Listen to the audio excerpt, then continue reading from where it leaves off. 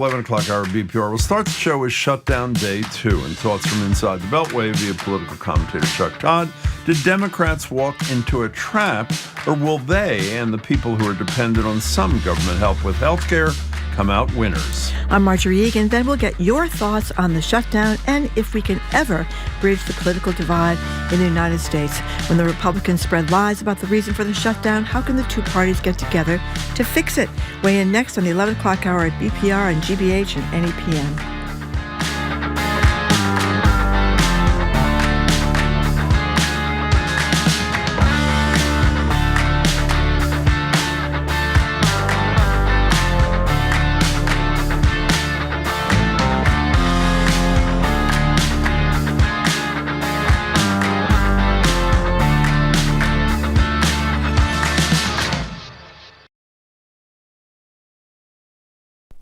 Live from NPR News in Washington, I'm Janine Herbst. In northern England, police say the attack on a synagogue in Manchester today that left at least 2 people dead, several others injured, was a terrorist incident. The attacker was shot and killed by police after a deadly rampage and stabbing attack on the holiest day of the Jewish calendar. NPR's Lauren Freyer reports police are being deployed to synagogues across the UK. Manchester police say the attacker drove his car into a crowd outside the Heaton Park Hebrew Congregation Synagogue and stabbed one person before being shot by police. Manchester Mayor Andy Burnham notes the attack took place on Yom Kippur, one of the holiest days in the Jewish calendar. It's obviously, what we would all want to recognise is how people in our Jewish community will be feeling. Burnham told the BBC the immediate danger is over, though. Prime Minister Keir Starmer posted on social media that he's appalled and that the timing of the attack on Yom Kippur makes it, quote, all the more horrific. He cut short a visit to Denmark and rushed home to chair an emergency meeting in response. Lauren Freyer, NPR News, London. President Trump is using the government shutdown to punish and pressure his political opponents. NPR's Franco Ordonez reports Trump's meeting today with the man tasked with carrying out those promises. The president is calling on Republicans to use the shutdown to, quote, clear out dead wood. He says billions of dollars can be saved. And Trump is sitting down with his budget director, Russ Vought, to determine which of the many, quote, Democratic agencies may be cut. Trump writes in a social media post, "I can't believe the radical left Democrats gave me this unprecedented opportunity." Trump even cited Vought's work on the controversial Project 2025, where he advocated for a more activist approach to cutting spending and overhauling the federal workforce. The White House is pushing Democrats to negotiate, but Vought's work shows he's less concerned about Democrats and more focused on making the cuts. Franco Ordonez, NPR News. Israel has intercepted an aid flotilla of dozens of boats carrying much-needed food bound for Gaza as it got close to the enclave, boarding the vessels and detaining activists, including Greta Thunberg. UN spokesman Stefan Dujarric says the UN is closely monitoring the situation and that the group welcomes advocacy in the humanitarian crisis. We're obviously following the flotilla very closely. We do not want anyone to get hurt, and we want people's rights to be respected. In a post on X, Israel's foreign ministry says several vessels were stopped and those on board were transferred to an Israeli port, saying they're all safe and healthy. Wall Street has turned into negative territory today. The Dow is down 94 points. The Nasdaq is down 13. You're listening to NPR News. Good morning with the latest from the GBH newsroom in Boston. I'm Craig Lamolt. It's day 2 of the federal government shutdown, and Massachusetts Congresswoman Ayanna Pressley says she and her fellow Democrats have to stick to their guns. The party is refusing to support a bill to fund the government unless Republicans reverse cuts approved earlier this year to Medicaid and other social programs. Pressley tells GBH's Boston Public Radio that compromising would have dire consequences for people who rely on those programs. We need to be united, and we need the whole to line, because I'm not being hyperbolic when I say that people will be sicker, they will be hungrier, they will be poorer, they will be less safe, and people will die. Pressley is holding an emergency meeting in Boston tomorrow to talk with workers, patients, labor leaders, and advocates about the impact of the shutdown. Local pro-Palestinian activists are taking part of a hunger strike and are pushing members of the state's congressional delegation to help end the U.S. military aid to Israel. The fasting activists held a rally outside Boston's JFK Federal Building Wednesday. Cambridge resident Sam Stein is Jewish. He says he stopped eating for 7 days in solidarity with people who are starving in Gaza and in memory of a close Palestinian friend who was killed this summer. I will do anything at this point to end this madness, to end this genocide in Gaza, to end this horrific violence in the West Bank. The activists also delivered more than 1,000 letters to staffers for Senators Elizabeth Warren and Ed Markey, encouraging them to support a bill that would end Israeli aid. Sunny today, high in the low 60s. Clear tonight, warming up tomorrow, sunny with a high in the low 70s. This is GBH. Support for NPR comes from NPR stations. Other contributors include the estate of Joan B. Kroc, whose bequest serves as an enduring investment in the future of public radio and seeks to help NPR be the model for high-quality journalism in the 21st century. This is NPR.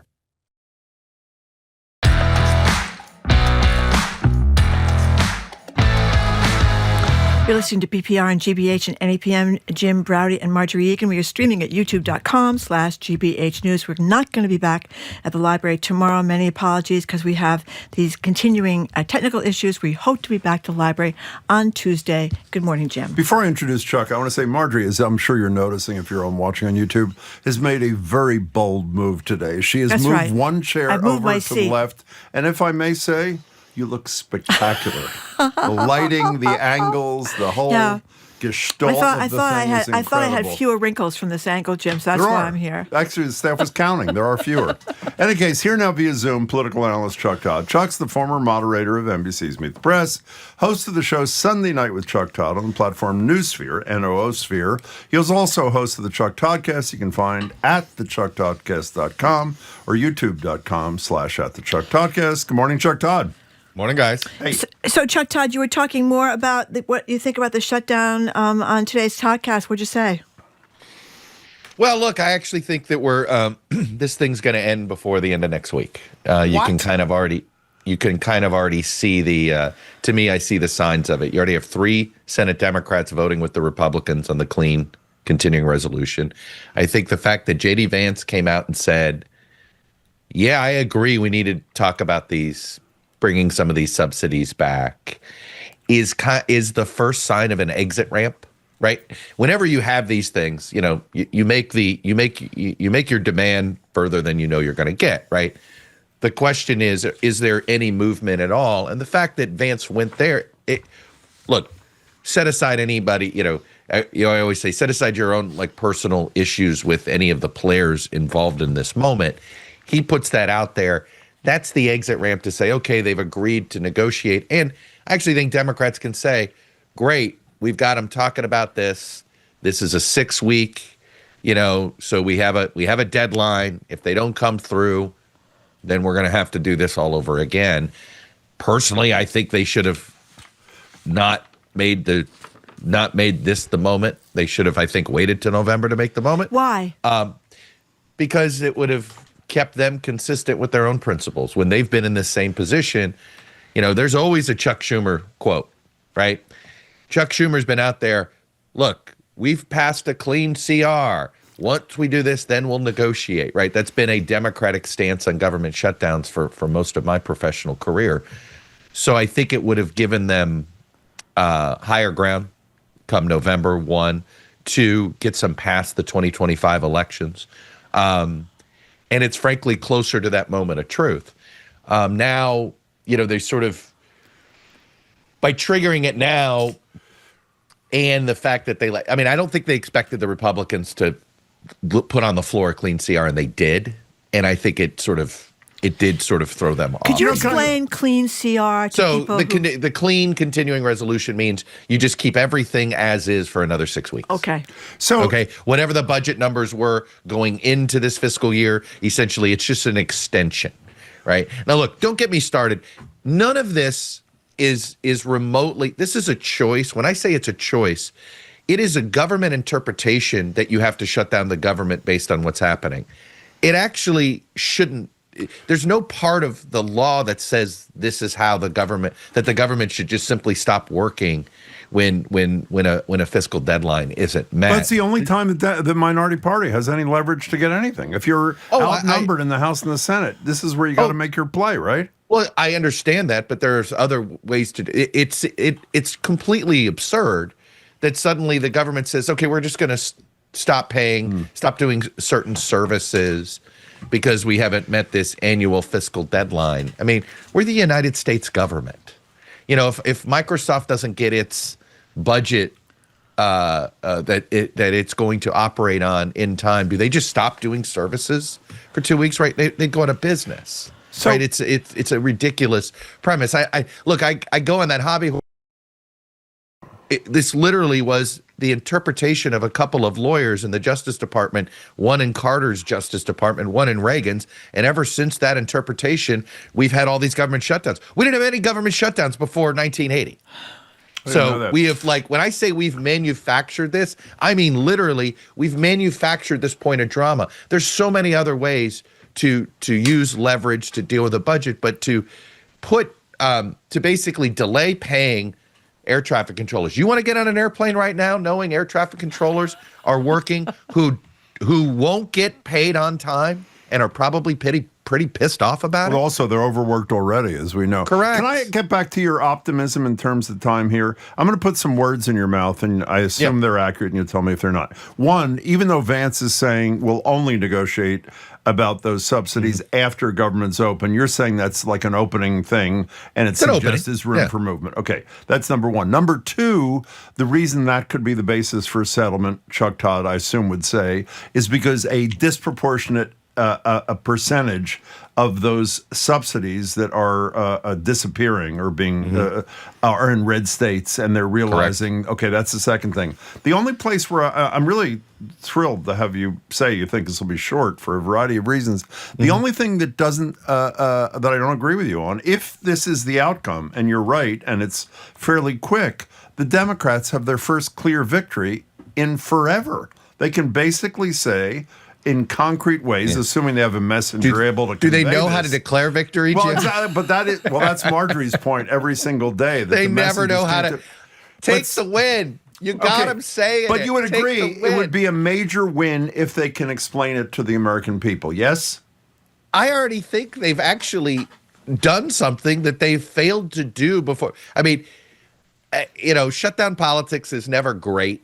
I don't think anybody really wins. And in fact, as we've learned, I think the public is kind of numb to this stuff now, right? Sky is falling. No one's listening to Chicken Little anymore, right? We're all going about our lives. But you know what they did successfully do? I don't think much of the public understood that Obamacare subsidies were going away and that helped. Yeah, I think that's true. So you do sometimes, in this day and age when it's so hard to break through, right? With any story. Look, there's even Trump crazy out there that hasn't broken through. Like I can't believe that we now have Article 5 responsibilities to protect Qatar, all because they gave a plane to Donald Trump. But lo and behold, that's what we're doing. Yeah. I didn't know he that. He signed that executive order. Yeah. I missed it. We are complete. I mean, basically, Qatar was really mad about what Israel did. They basically said, we just gave you a plane, right? I'm not saying they said it that way, but boy, how else do you make sure you get your meeting with Trump? Put it this way. The plane is already paying dividends.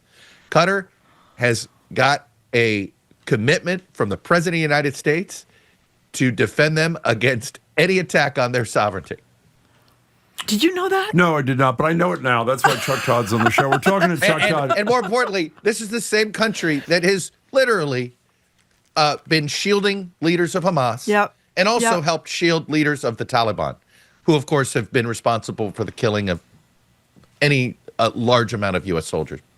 But great. Article 5 protections for them. America first. Well, at the same time, Dave Chappelle and Bill Burr are going to Saudi Arabia to tell jokes. Hey, Chuck, I thought we were going to spend a lot of time on the shutdown, but because of your position, we don't need to. And we get to my favorite subject. Well, hold on. Before we leave, I mean, your prediction, I think, and correct me if I'm wrong, Chuck, is that as last time around when it's the air traffic controllers that finally started calling in sick, and that was what brought the last one too close to a close. You think that's going to happen this time? The air traffic controllers will finally say, "Hey, forget it." TSA agents and air traffic controllers, right? Because they were look. I had we passed a lot of guarantees that you get your back pay. So, but the problem is not many people have this magical extra cushion of money that can pay mortgages and, all of OpenAI's power bills, since apparently all of our power bills are going up to pay for all this AI data centers these days. They don't have that pad. And so they're figuring, well, all right, I might as well use sick days now. I'm not going in if I'm not going to get paid for this. So it proved oddly effective the last time, and perhaps that's what union leaders for some of these government employees will suggest quietly. Okay, we'll play this back to Chuck Todd next week and see if his predictions are having to solve it. Yeah, that's the good news is you get to we get to check my prediction next Thursday. So, Chuck Todd, what I want to get to is one of my many obsessions, but it's in my top 5 obsessions. Let's assume you came down from another planet. So you had no biases, you knew no history, and you saw this slightly overweight guy with orange hair giving a speech at the United Nations about a week ago, and then you saw him giving a speech for 70 plus minutes in front of the military leaders of this country. Would anyone, I'll use a double negative, would anybody who saw that not conclude that this is a man who is so long gone, is so in such cognitive decline that it is insane? I believe this a long time. He is totally gone. Am I wrong? I think if somebody came from another planet, they'd say, "Oh, this is where we ostracized the guy we kicked out of our society." No, sorry. What's your impression when you watch him give those speeches? If you found out Donald Trump was an alien, would it be? Would you be 100? Would you be like completely surprised? Like there's like a 1% chance, right, that this guy's not fully one of us. So what are you saying when you're watching those two speeches, when he starts talking about auto pens and Biden and the Nobel Peace Prize? No, he's got every in all seriousness, right? And I hate to. I'm never a fan of this whole like, should we all be diagnosing yada yada yada. So let me get that caveat out of the way because it is uncomfortable. But he really much reminds me of any of my elderly relatives over the years who start repeating the same thing over and over again, who keep misremembering something and then they get like even angry about their ability to misremember. It's sadly a natural way this sort of starts to go when you start to sort of lose some of your faculties in some form or another. Were any of your relatives president, by the way? None of them were president of the United States, okay. and many of them chose to give up their car keys before the age of 79. Wow. Which is the age of our current our current president. But I mean, it's obvious the polite thing to say during the Biden years was, well, he has kind of lost his fastball. Trump, I guess, I don't think he ever had a fastball. He was more like Fernando Valenzuela. His go-to pitch is the screwball. Yeah. Thank you very much. I'll be here all week. That's a good one. But I think he's lost his screwball, right? I don't think it's he's just able to do. I mean, he's different now than he was even in the first term, right? Like in the first term, he was a little more with it. And even then, we all did the comparisons to that and those. I mean, when you go down those YouTubes with him on David Letterman, it's as if it's an entirely different person. When you said, but a minute ago, if I may, you said you were uncomfortable doing this and having this discussion or whatever you said a second because we don't know. Were you uncomfortable after the debate in whatever it was, July, with Biden, discussing the fact that this guy is not prepared to serve 4 more years as president? Well, to me, it was about how the public was reacting to it. So to me, it was sort of like if your job is to try to serve another term, you didn't make the case to do it. So it was at a huge, high-profile moment. With Donald Trump, the problem with Trump on this, right, is he has sort of a previous, say, the last 20 years, he's been outlandish and odd, regardless of his age, right? Never like this. I agree, but because it's one of those things where it's where you set your own bar, and he set his own bar of crazy to such a level that I think that's why there's sort of more give for him, if that makes sense, right? Yeah. Because there's a longer history of him being outrageous and ridiculous and absurd, so that there's this, sort of, especially if you're a Trump apologist, you can say, well, he's always kind of been like this, right? And you're like, yeah, okay, but with Biden, what was weird, it was just the opposite. Here, Biden, who used to never shut up, right? Biden's reputation was he talk and never leave an event. And it was what was striking about Biden's behavior in his 4 years, it was the exact opposite of his behavior the entire professional career, not just in how he spoke, but how he behaved and how he walked and how this was a guy who regularly called people like me up all the time and was constantly wanting to interact with Tell us about that. What were those conversations like? Oh, they would just be, he was really good about calling reporters if something good happened in their life. Really? Or something really tragic happened. Oh yeah. He's always been one of those kind of politicians, which is why, look, the former Vice President Kamala Harris is one of those. I've been on the receiving end of calls in highs and lows, personally. That's a lot of politicians, It's clever, very clever. Are good that way. Yeah. The Bush family, extraordinary in their ability to keep track of stuff like that with people. And I say this in the nicest possible way. You're like, so the Bidens have behaved that way over the years. Kamala Harris has, Mike Pence. I mean, there's quite a few. Wow. You kind of know who those politicians are. You say to yourself, oh, that's why you've made it as far as you have. Yeah. No, right? that's a very clever the handwritten strategy. note or whatever it is. Yep. That's not something you get from the Trumps, in case you're wondering. Okay. We're talking to Chuck Todd. So, Chuck, did you see the poll this morning? I know you think about the media and its relationship to the consumers of the media a lot. Gallup has its annual measurement of trust in media. I think it came out this morning, last night, whatever. Lowest ever in the 20%. I'm not surprised. Not surprising, but is there a fix right now or?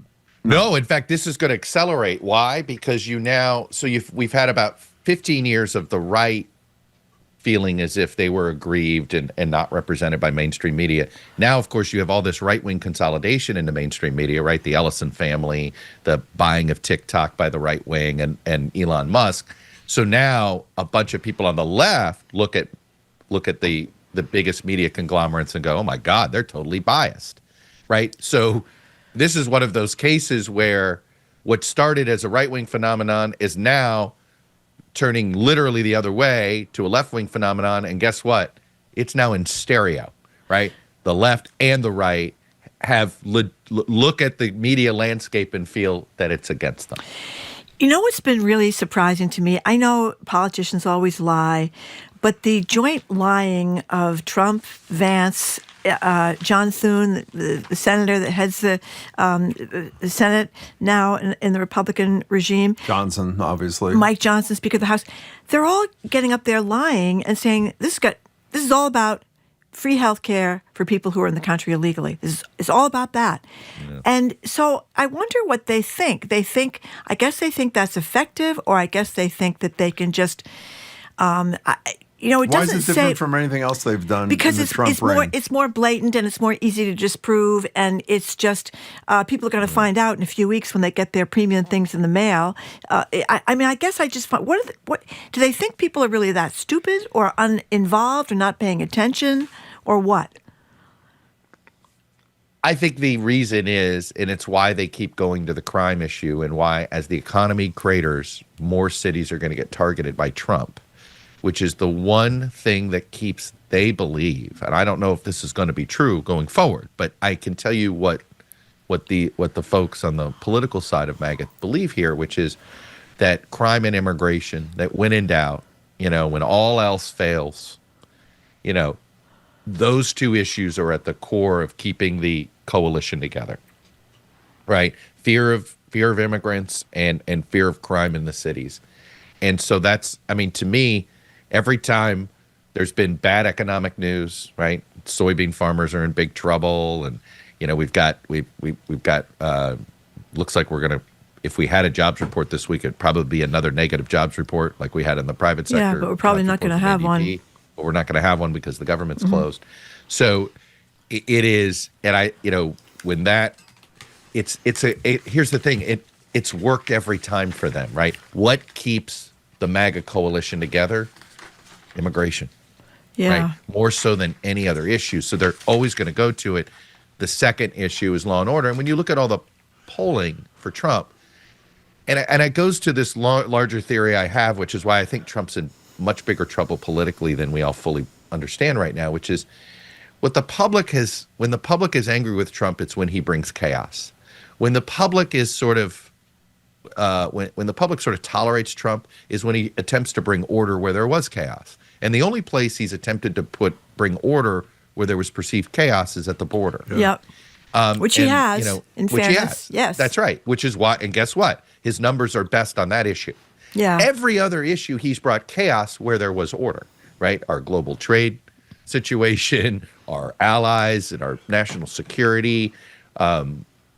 Frankly, just the situation with, look at how people believe there's a crime issue in the cities, but they don't like his tactics, right? So that's actually starting to lower his numbers because how he's executing it. So the more, when he appears to be responsible for chaos, and I think right now most people believe currently our economic chaos is at his hands, that's when his numbers are weaker. And it's why he lost re-election in 2020, right? He was bringing chaos to the COVID response, which was already chaotic enough in people's lives. He was making it worse, and they were like, stop this. Okay, right? And I think this is where he's got problems. 15 seconds. Yanks or Red Sox advance? Boy, I want to watch more Aaron Judge, no offense. If Roman Anthony were healthy, I'd say the Sox, but I just think you guys are out of pitching. Okay. It's a sad thing. Chuck, sorry. thank you very We'll much. see about that next week too, Chuck. Yeah, we will. Take care of yourself. I got a lot of tests to take next week. Be All well right, bye, yourself. guys. Bye. Thank you. We've been speaking with political analyst Chuck Todd. He's the host of the Chuck Toddcast, which you can find at the chucktoddcast.com or youtube.com at the Chuck Toddcast. He's also the host of Sunday Night with Chuck Todd on the News Fear platform. Coming up after a quick break, we're opening the phone and text lines at 877-301-8970, day 2 of the government shutdown. Republican leaders insisting this is all about health care for immigrants, which is a lie. What do you think is going to happen? How long can this go on? I'm Marjorie Egan. He's Jim Browder. You're listening to Boston Public Radio, 89.7 GBH and NEPM, streaming at youtube.com/GBH News.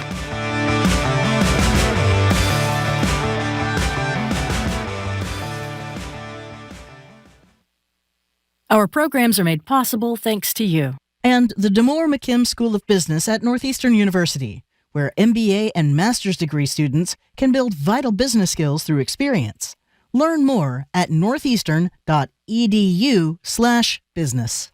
And Innuendo in Natick, featuring Hunter Douglas PowerView automated shades along with fabric Roman shades and drapery panels for your home and office, measured and installed by the Innuendo team at the Innuendo showroom in Natick and innuendo.com.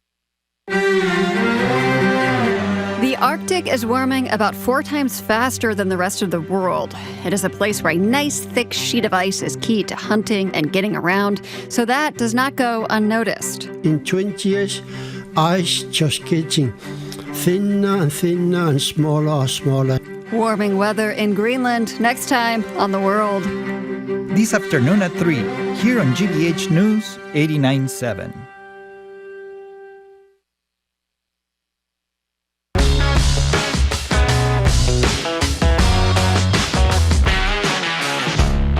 Welcome back to BPR and GBH and NEPM. Marjorie Egan, Jim Browder. We're not at the library. I'm sure you know now. They're technical issues. We're told to be resolved by the weekend. We should be back Tuesday, but we'll let you know as soon as we do. One note before we get to the topic at hand. I mentioned that Marjorie boldly had moved her position. A lot of people think she looked great before. It looks spectacular now. That's right. I'm trying hard. An anonymous texter said, I'm listening on the radio, but I can tell Marjorie looks great. Jim, have you considered a sea change or a head transplant? Thank you very much. Anonymous texter. So it's day 2 of the government shutdown. You know that. Chuck Todd may be right, maybe over a week. It may last for scores of days. Who knows? Democrats are pushing to protect health care coverage, and Republicans, as Marjorie said, stand united with this totally made-up argument. This is all about health care for undocumented immigrants. Here's a posit put together by Marjorie's staff, of course. That's right. Vance, Trump, Speaker Johnson, White House Deputy Chief of Staff, the odious Stephen Miller, and Representative Nancy Mace, a Republican from South Carolina. Is that where she's from? Wherever she is. I think so. Nancy Mace. Here they are. I'm not sure. I think the American people really should pay attention to the fact that Democrats are threatening to shut down the entire government because they want to give hundreds of billions of dollars of health care benefits to illegal aliens. That's, I would say, the number one reason that they want to strike is to get illegal immigrants health care. Chuck Schumer has refused to give the extra time. Why? Because we won't agree to restore health care to illegal aliens. Well, the Democrats are demanding free health care for illegal aliens. They'd rather fund health care for illegal aliens than pay our troops. It is simply not true. Our question to you, and you can call or text 877-301-8970, in what world can the Democrats reasonably cut a deal with people who are suggesting that their cause of action is something which it is not? And important to this, do you think Americans are buying it? New polls out of the Washington Post show that 47%, this is today, it could change, blame Republicans, only 30% blame Democrats. How do you see this ending? Can Democrats negotiate with the Republicans who are making up crap like you just heard a couple of seconds ago? 877-301-8970. Now, Marjorie and I are going to spend about 90 seconds to lay this out for you. This is not an opinion. No. This is fact. It's been fact-checked all night long. Democrats are trying to extend those tax credits that make the premiums on the Affordable Care Act, Obamacare, affordable. And they want to undo the cuts that were made in the Big Beautiful Bill Act to Medicaid. Now, let me say this as unequivocally as I can, friends. Immigrants who entered the country not legally are not eligible for either program. I'll repeat it one time. They're not eligible for either program. Now, before you text or call and say, whoa, whoa, whoa, you admitted yesterday, Marjorie, that people who are undocumented, who are not eligible for Medicaid or the premium help with can't enroll in the Affordable Care Act, they will get emergency care. That's right. In a hospital. Explain that. If you get run over by a bus and you are brought by an ambulance to Mass General, they're not going to let you die in the parking lot if you're an illegal immigrant. That's a federal law. Who Who signed that federal law? Ronald Reagan. Right. Ronald Reagan required that regardless of your immigration status, you are, it is mandated they give you care. Correct. And yes, it is true that less than 1% of Medicaid reimbursements go to hospitals for care that goes to undocumented people. But let me say this, and maybe won't have to say it again.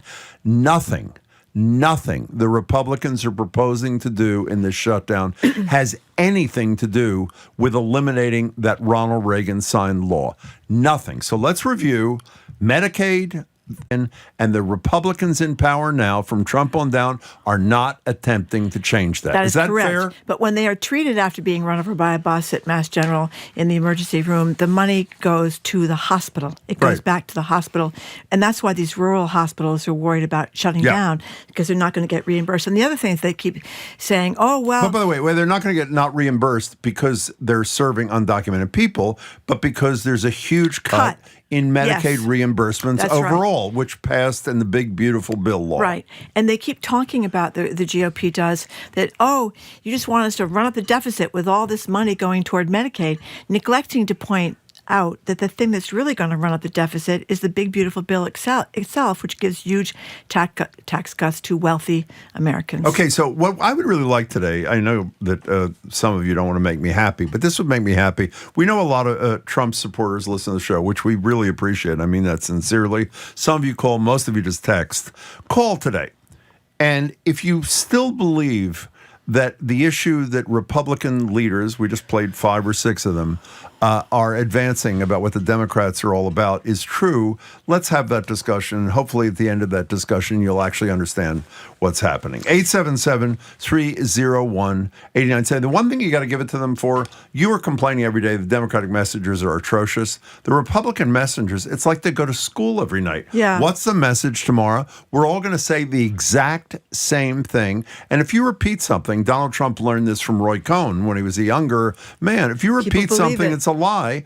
And do it relentlessly, people believe. Yeah, you have to keep saying, and as I said before, the messenger counts, and they still have pretty lousy messengers, but the message counts, and this you have to keep saying that it's a lie about people who are here illegally. This is all about people who are buying the Affordable Care Act or Obamacare, their premiums going through the roof. And it's interesting that the people that are going to be most impacted are people in red states. Well, that's one of the reasons Chuck thinks that the Republicans are going to ultimately cut a deal. Yeah. Because it's a majority of the people affected by these premium cuts are and meanwhile, their own to punish us, constituents. because we are the enemy, apparently, in blue states, that the Trump administration has now announced they're going to go after all these this money coming to blue states. Cutting billions in that infrastructure stuff in New York City. We're the enemy within. We are the enemy within. That's what Pete Hegseth was talking about in his beard and lose weight TED Talk the other day. So we're going to talk about this when we come back. 877-301-8970. Feel about this government shutdown. Obviously, it's going to be very, very painful for people who are not going to get paid. And I think it's nerve-wracking for those who are very concerned about who's going to win this thing. If you're not a fan of Donald Trump, will the Democrats come out ahead or will they not come out ahead? 877-301-8970 is the number you're listening to. BPR and GBH and NEPM. And we are at YouTube. What's the YouTube thing, Jim? .com/GBH News. It hasn't Thank changed you. in about 12 years. Thank you very much. Thank you very Momentary lapse there. We'll be right back.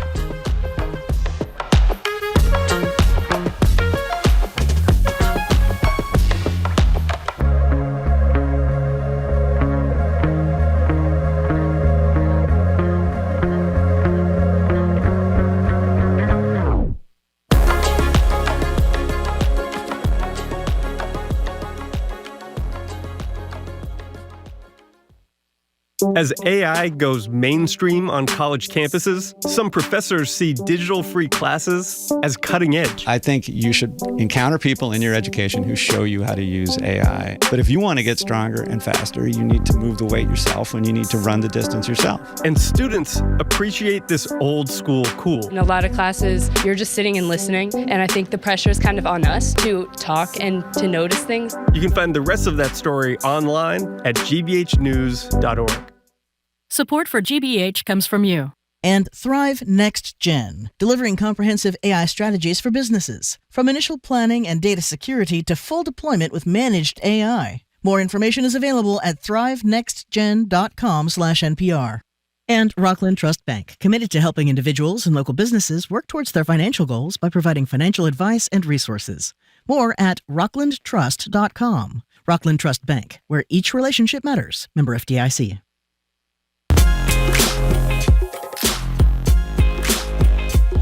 Welcome back to BPR and GBH and NEPM. Marjorie Egan and Jim Browdy. We're not at the library, obviously. Technical issues. We hope to be back next week. We'll let you know, hopefully by the end of tomorrow, which is Friday. Yes. If you're just joining, we're talking about, let me be euphemistic, bad faith negotiating tactics, otherwise known as lies, from the GOP, from top to bottom, suggesting the government shutdown. The agenda of the Democrats is all about providing free health care to undocumented people, or illegal aliens, as they call them. As we said a minute ago, there's 0% truth to that. And will there be a resolution? Chuck Todd thinks it'll be fixed within a week. I am not that optimistic. There's a poll out this morning saying only 33% of people in this country think our leaders are capable of solving our problems. 877-301-8970. Sue in a car. Hi. Hello. Hello. Hi. Hi. Hi. I'm calling about the Obamacare, how today it's they've dropped the name Obamacare because they know that it's kind of like they're trying to make an issue out of I don't know how the public receives it all, but I don't understand when the news covers that and covers the fact that all these people will lose their Obamacare.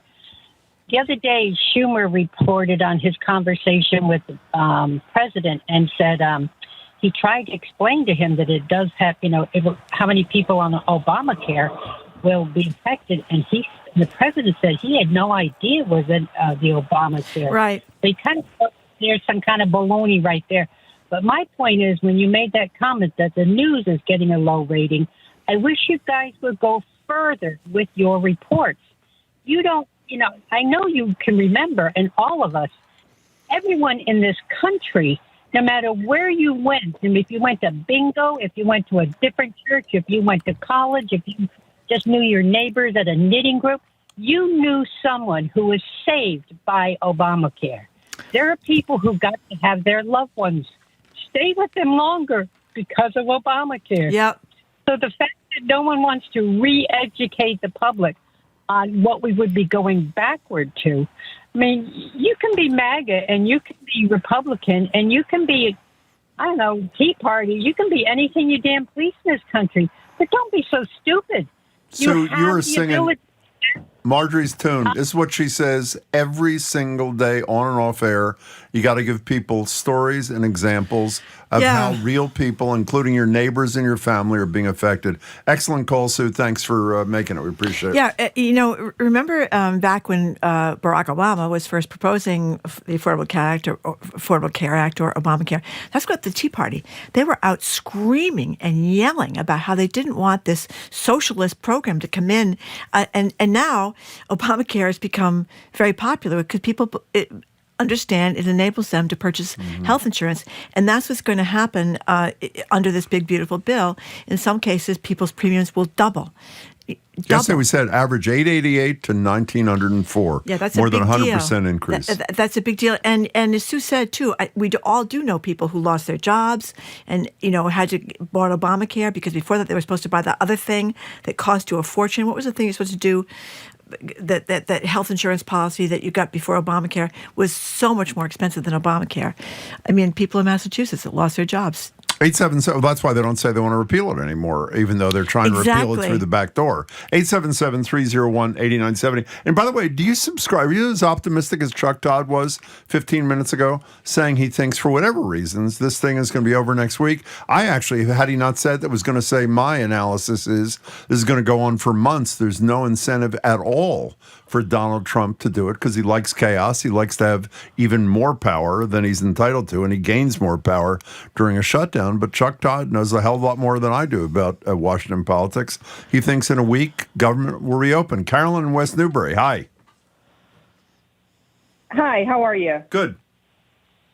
Good. Well, there are a couple things. I wish I was as positive as Chuck Todd, but I think that just locally, MGB is now going to be leaving some Medicare Advantage primary care networks out, affecting thousands of patients. Yep. And I think that we do need someone that is a better messenger than the two, whatever you want to call them right now. But James Tallarico out of Texas is really a great voice, and I'm hoping that he rises. Did you see the story in the New York Times yesterday saying, could this man be the next president of the United States? Yep. Yeah, I've been rooting for him since the summer. He's an amazing messenger, and I think he could speak for both Democrats and Republicans because of his faith, which I think will lead him through. Mm-hmm. But on another point, I just want to say, Philip Martin, we're really sad that we're losing you, and donate to GBH and NPR. We need to fund you guys so that you're here for us all the time. Carolyn, you're terrific. And by the way, if people don't know, Philip Martin, who is a legend here and well beyond the walls of this building, had his last day a couple of days ago. You were at his farewell party, and he has left a huge and important legacy. But I think he's looking forward to a very lovely life in retirement. He is? Yes, I think he's not that old, by the way. I'm not sure retirement is what he's doing. Is that what he said? I think so. That's what he said. I don't buy that. No, I think he's going to enjoy himself, Jim. I don't. What's enjoy? Yeah, he's going to enjoy having time to do the things he always wanted to do. I mean, not be miserable Travel. about everything that's going on? I mean, I don't even understand how that... I don't think so. I think a lot of people in the news business would like to retire at this particular juncture because they're so upset about having to read about this every single solitary day. Who's the guy from Texas? Tellerico, I think. I don't know if Tellerico. that's how you pronounce his name. Big story. I think it was the Times yesterday. It said, is he the future of the Democratic Party? But again, not to spend the whole day dumping on the messengers, but that's what they need, the Democrats, to get people that are charismatic and people like to listen to on television. I just said a minute ago, what does it mean to enjoy? And Jamie, our leader, said, Enjoy. It's what we do when you're on vacation, Jim. Yeah. Which I sort of was for a couple of days. Not really, but I was. In any case, 877-301-8970. Rich, I have no idea where you're calling from, but we're thrilled that you did. Thank you for calling. Hi, I'm in the car, and basically, I'm a firm independent voter. There's a lot about both parties I dislike. But what I saw this morning was posted from a friend, and I'm looking at it now. It's the HUD, the HUD.gov website. It says, as I read now, the radical left in Congress shut down the government. HUD will use available resources to help Americans in need.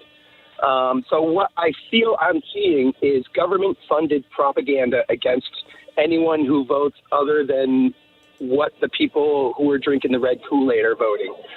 And I just see it as very disturbing. And after I posted a comment about that on my own Facebook page, I saw friends share, notices from the VA saying very similar messages. And I just think really everybody in the country needs to know. Sadly, many of them may not listen to your program because they're drinking that other stuff. But they really need to know that we are funding right-wing propaganda with our federal websites. And that was a great call. I didn't know that. I did, and I'm embarrassed I didn't bring it up. That is really important, Rich, and thank you for adding that to the discussion. This is on government websites. It's not coming out of the mouth of an elected official. On government websites, as Rich said, paid for by all of us, regardless of political persuasion. That's what they're saying, the radical left Democrats. Rich, thanks for a really important addition. Here's a texter. I'm a lifelong Republican, not a Trump Republican. I think it's appropriate to start with that message. Pertains to trust the media as well as the ability to filter fact from fiction as they are intertwined. I don't know whom to trust. And I think... well, you should keep going, by the way. This is actually nice about us, which we appreciate. Yeah, that's right. I appreciate Jim and Marjorie try to engage on both sides. This is why I enjoy the show. I trust Jim and Marjorie as people, but I'm stuck in this worldview that I'm not sure I trust the information that even they have. Well, to the anonymous texter, you definitely cannot trust Fox News, and that's regrettable because millions of people listen to it. It's the most watched cable station, particularly among older people.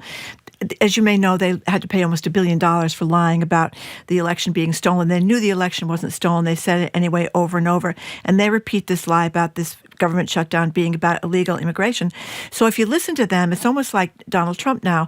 When they're opening their mouths, they're not telling the truth. It's gotten really, really bad there. But I think I go back to this all the time. There's a liberal newspaper and a conservative newspaper that are based in the real world. The New York Times is the more liberal newspaper.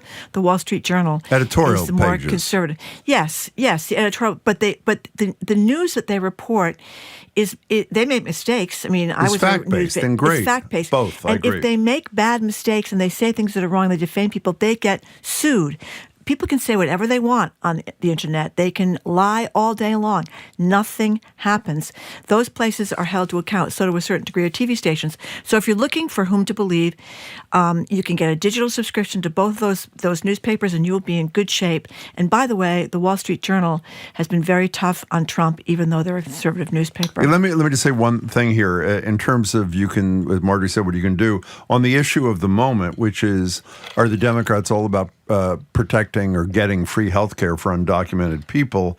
I would suggest you don't have to even go to a news source. Just Google it, and you will not find any news source except like Newsmax and Fox News. Right. No respected news source that will affirm that position because it is totally have to be sure when you look online that you see the source. Of course. Because stuff online is I don't know, 2/3 of the time wrong? I don't know what the percentage is. I don't know what the percentage is. I shouldn't have said that, but it's a lot of the times wrong. Welcome to the show. Hi, Kay. Hi, how are you? We're good. Nice to talk to you. I Thanks. am not a Trump supporter, but I did vote for Trump, lesser of two evils. Yep. And I know that your conversation is surrounding health care for illegals, but how much as a sanctuary city are we paying for illegals in terms of free lawyers, vouchers for hotels? I think that we could be doing a better job in the Commonwealth of taking care of our own. There are, hundreds of thousands of people that are, I work for a volunteer service that feeds New England. It's Hunger New England. And we make meals for people all over New England, as well as I have a daughter who has been mentally unstable for 4 years and has been unable to get proper mental health care as an adolescent. And we've boarded an ER over 6 months cumulatively. So our people that are in the country legally are not getting the services. So why are we giving more to the folks that aren't necessarily here legally is my question. Well, Kay, don't go away, Kay. Don't go away. Kay, we, for a long time, and this is when the border was, and people were right about that, being overrun. People were coming here on airplanes and everything else from Texas. There was a time when there were a lot of people who were in the country illegally. They were housed in Boston and around the Commonwealth. And you can say that's a terrible idea. I'm not sure what you do when it's children. I'm not sure if you let them sleep on the streets or at Logan Airport or in at the train station in South Boston when their mothers and children, a lot of them were, or even for that matter, if they're men. We did that for a while, but that was the border, and you got to give Trump credit on this, the border's pretty much shut down. People are not coming here in those numbers anymore. So I don't think this idea that people who are here illegally are the reason a child can't get good mental health care in Massachusetts or really any place else, because we don't fund mental health care. I mean, Obamacare was supposed to fund. You don't mean we don't fund it adequately, obviously. We don't. Well, it's supposed to be parity. Yeah. That's never happened. So I don't think the two are linked anymore. There was that short time when it was happening, but I mean, I don't think it's... Well, some money is... There's a housing thing. I mean... It was a housing thing. And the governors took a lot of heat. But that's my question. Under the right to shelter law. What are you supposed to do in February? But I don't think the issue is coming to a conclusion now. I think what you're saying, Kay, it is totally fair to have that debate. You may have a different position. You do have a different position than we do. But I know you'd agree, I think you'd agree, that the debate that you want to be had, which is fair, is not the debate that's really happening in terms of the shutdown. Is that you're there, correct? Correct. So again, get that resolved, and I think that's a totally fair debate. And as I repeat, the governor is right smack in the middle, as is the mayor, of the debate that you want had. So stay tuned.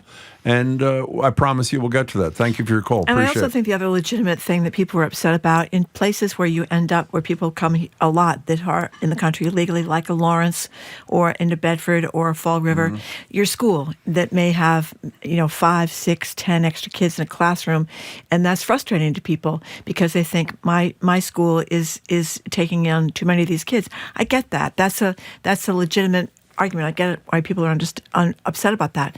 But again, what do you do? Do you just let people... Well, you do what Kay once done, is you have the debate.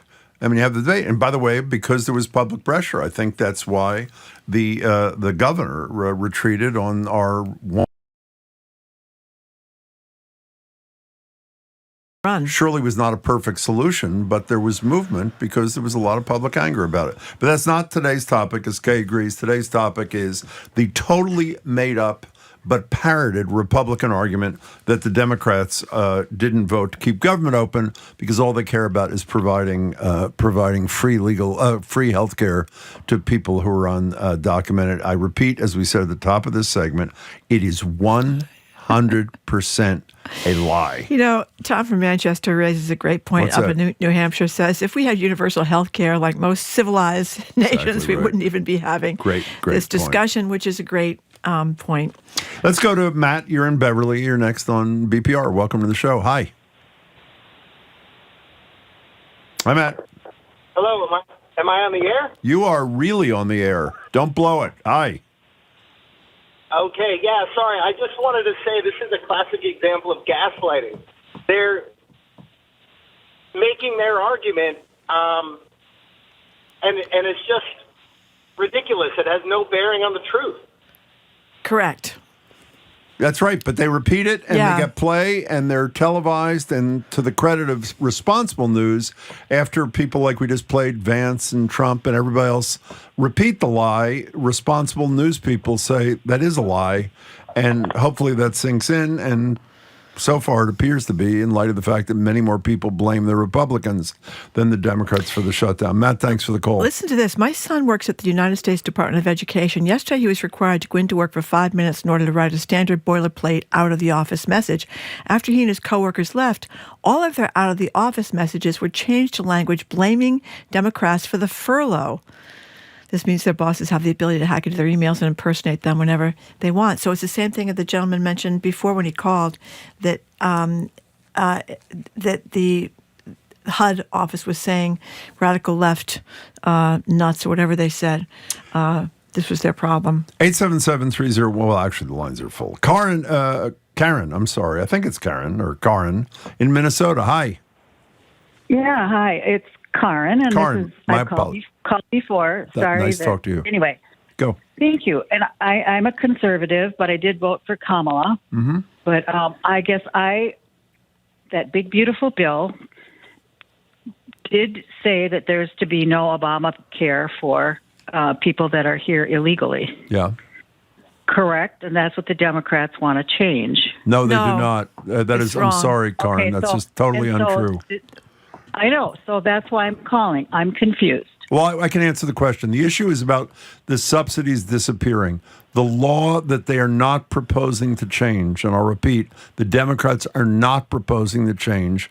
Undocumented people are not eligible for Obamacare. I've never been. They're not eligible. Right. It wasn't just the big, beautiful bill. I'm sorry I didn't say that. You're right. And they're not eligible for Medicaid. And I've never Period. been. Period. And I repeat, Karen, if you weren't listening earlier, the only reason undocumented people are statutorily entitled to emergency room care is because a law that was signed by Ronald Reagan in the 80s is in effect that no Republican from Trump on down is proposing to repeal. So the law for 40 plus years, Reagan's law, requires that they get care in an emergency room.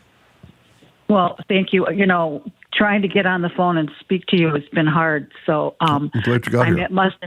I must have missed something. No. I'm not criticizing. I'm really glad you called, and I appreciate it's hard. your openness, Karen. It's hard, Karen, because there is so much gaslighting. I mean, the lying has reached unbelievable levels. Well, we just played. Karen, thank you for your call. Please call us again. I mean, we just played Vance. I don't know if Trump was included in that. The Republican leader in the Senate, the Republican leader in the House, a key, Nancy Mace, every single one of them saying the exact same thing. They have been lying about political violence for weeks, ever since Charlie Kirk was murdered. It's all from the left. It's all from the left. That's not true. It is historically, I mean, there is definitely political violence from the left, but over the years, it has been much more the right than the left. So they lie about these. It's like they get up in the morning and they start lying. It's really unbelievable. Bob in a car, you have 60 seconds. All yours. Go. I just wanted to remind everyone of 2 points. Yep. One is that a report came out yesterday showing that the DOGE cuts have not saved any money. In fact, spending is up, probably due to spending on ICE and military supporting ICE. And the second is that as the longer this goes on, the more distracted we are, and there's no Jeffrey Epstein files. Yeah, we are distracted momentarily from the Jeffrey Epstein files. We'll see if we ever actually get anywhere on the Jeffrey. But I did love the statue. Did you see the statue, Bob, that was on the wall in Washington of Trump and Jeffrey Epstein, like holding hands and dancing, frolicking, and enjoying? Yeah, that was fantastic. Bob says, "Bob, we got to go. Thank you." That was great. Fantastic was Bob's review. This is dicey, though. I think it's really true. It's dicey how this is going to turn out. I mean, the government shutdown may be a disaster. It's certainly a disaster for people who aren't going to get paid, but it may turn out to be a disaster for the Democrats. I don't know. Yeah, it's bad enough not being paid. How'd you like to not be paid and be forced to do your job? Well, it's like the TSA people and the air traffic controllers. We're hoping that they're going to come to the fore once again. Anyway, thanks for those of you who are listening at any PM. We really appreciate you tuning in. You can listen to the fabulous 413 starting at 3 o'clock this afternoon. BPR continues here in Boston after the news with former Massachusetts Secretary of Public Safety, Andrea Cabral. She's going to tell us about these alleged sex trafficking spas shut down in Methuen. 5 of them. She's going to tell us what's up with Methuen. I'm Marjorie Egan. He's Jim Browder. You're listening to BPR and GBH and NEPM. We are streaming at youtube.com/GBH News.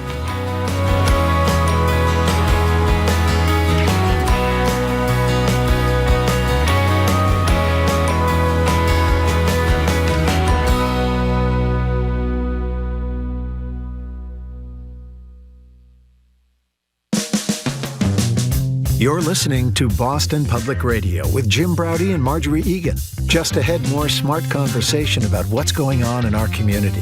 Stay with us here on GBH 89.7. Funding for our programs comes from you. And the Boston Speakers Series, continuing its season at Symphony Hall with 7 evenings, including Ken Burns, Outliers author Malcolm Gladwell, and geopolitical economist Pippa Malmgren. bostonspeakers.org. At a new housing development in Boston for LGBTQ+ seniors, residents find resilience amidst renewed attacks on their community's protections across the country. Watch Living in Pryde, tonight at 9 on GBH2.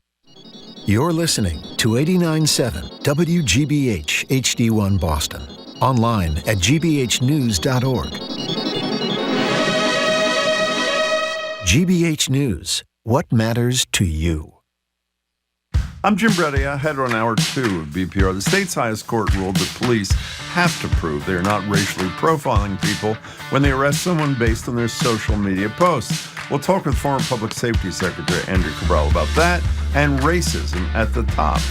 I'm Marjorie Egan. Then MIT economist John Gruber joins us to go behind the headlines on the government shutdown. Dems say it's over healthcare costs and want to keep funding the Affordable Care Act at pandemic-level subsidies. We'll check in on what the shutdown means for those facing food insecurity in our state as well with Catherine D'Amato of the Greater Boston Food Bank. It's all next, second hour of BPR 89.7 GBH.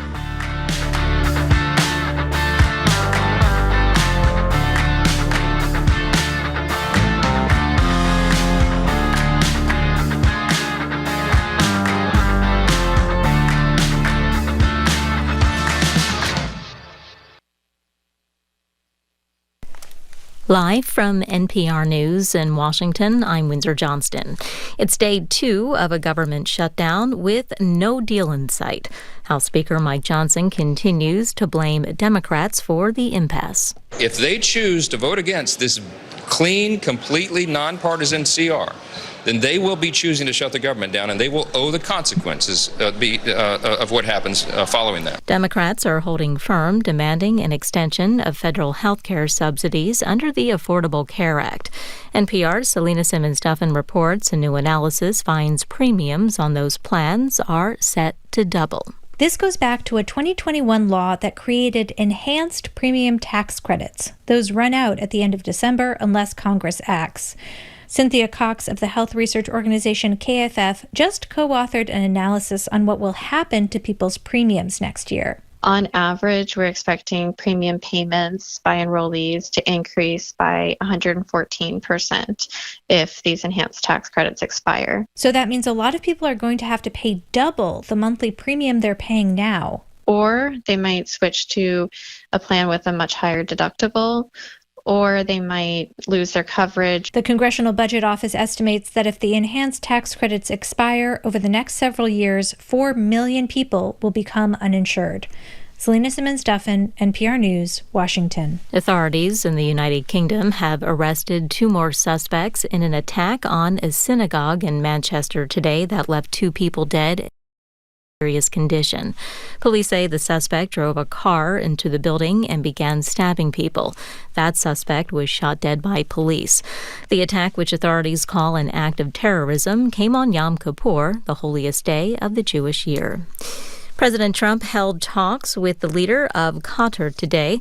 The call came just days after Trump put forth a U.S. proposal to end the war in Gaza. NPR's Aya Betrawi reports. President Trump's call with Sheikh Tamim bin Hamad Al Thani comes 2 days after Qatari mediators submitted the president's proposed peace plan to Hamas negotiators in Doha.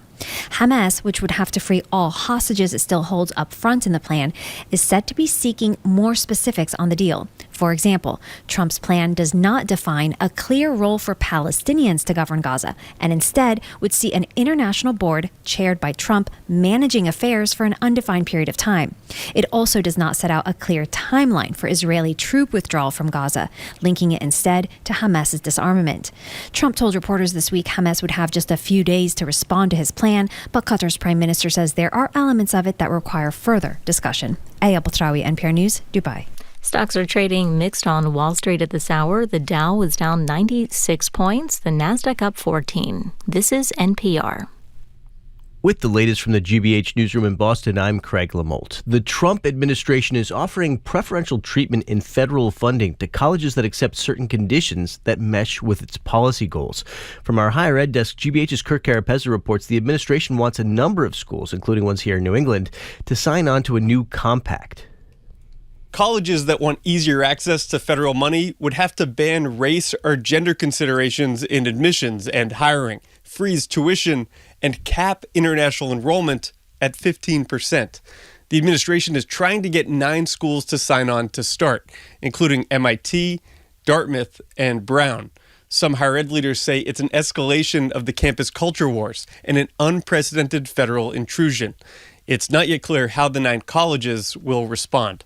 Kirk Carapezza, GBH News. The Red Sox and the Yankees meet one more time tonight in a do-or-die Game 3 in the American League Wild Card Series. GBH's Esteban Bustillos has more.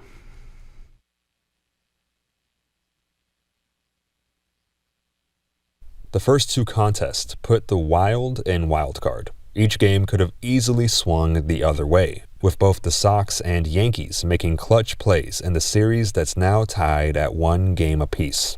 And tonight will likely center around 2 young arms. Rookie Connolly early gets the start for Boston, and Cam Schlittler, who grew up in Walpole and played at Northeastern, will make just his 15th career appearance when he takes the mound for the Yankees. It's the first time in playoff history where the 2 starting pitchers have only played 15 games or less. Esteban Bustillos, GBH News. Sunny today and a high in the low 60s. This is GBH. Support for NPR comes from NPR stations. Other contributors include Made in Cookware. Made in Cookware is crafted by chefs for use in restaurants and home kitchens around the world. Their cookware can be found at madeincookware.com. This is NPR.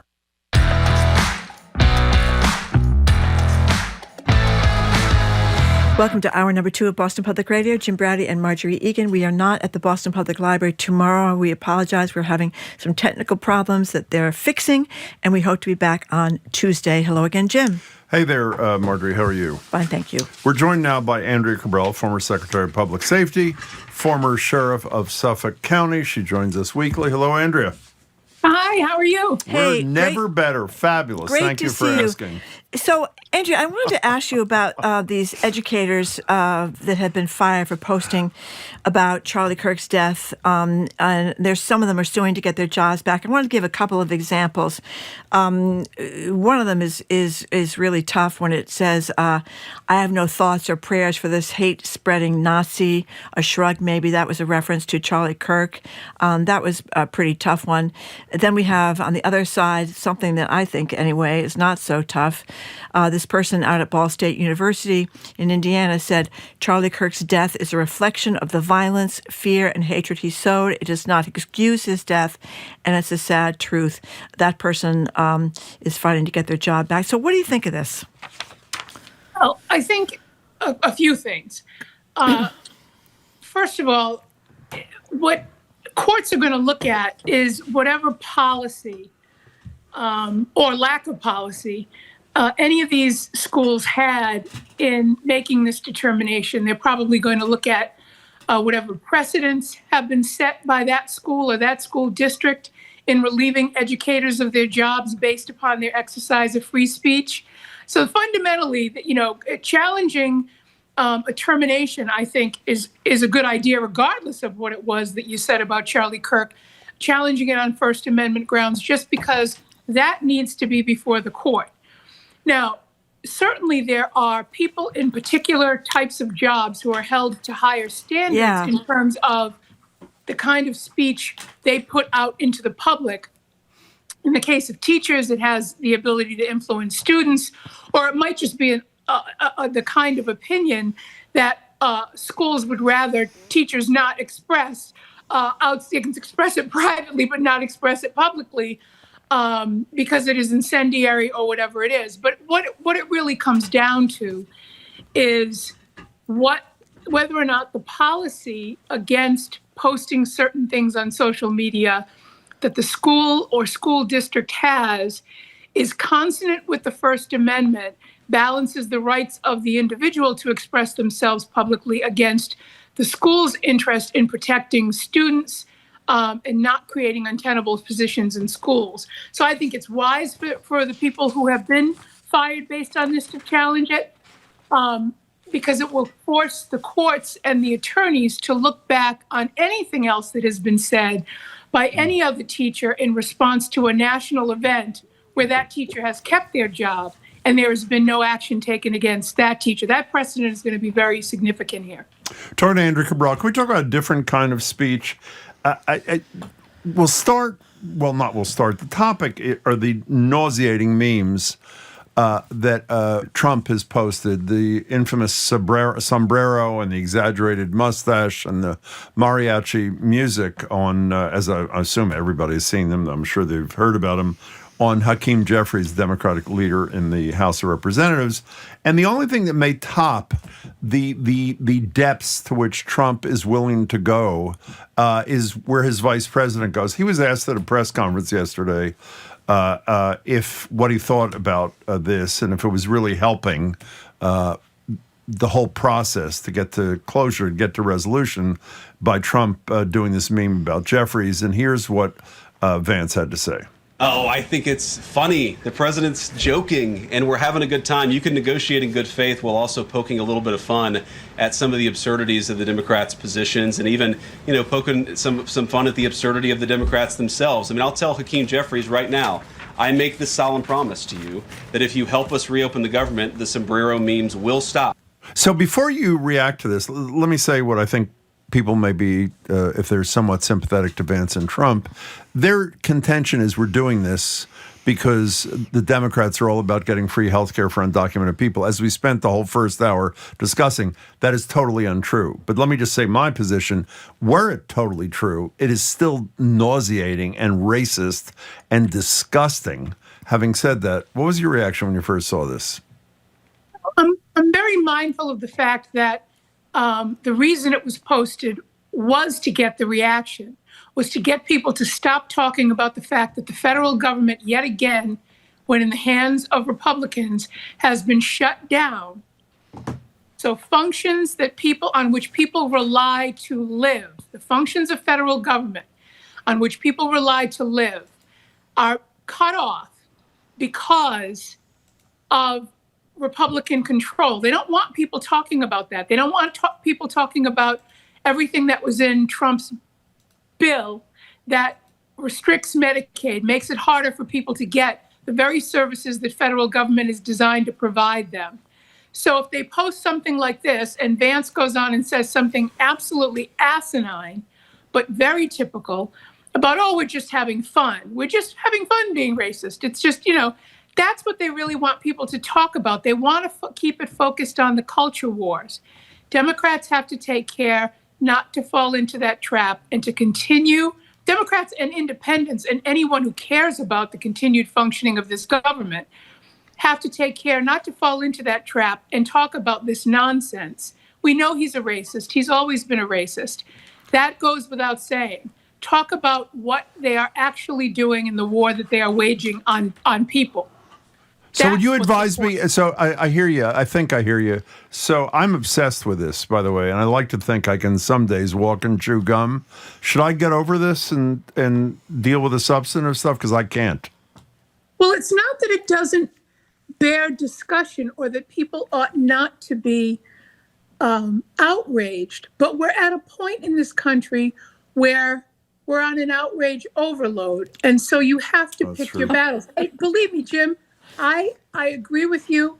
It angers me, but I also understand the time that is wasted and the time that is lost. I don't want democratically elected leaders to waste that time.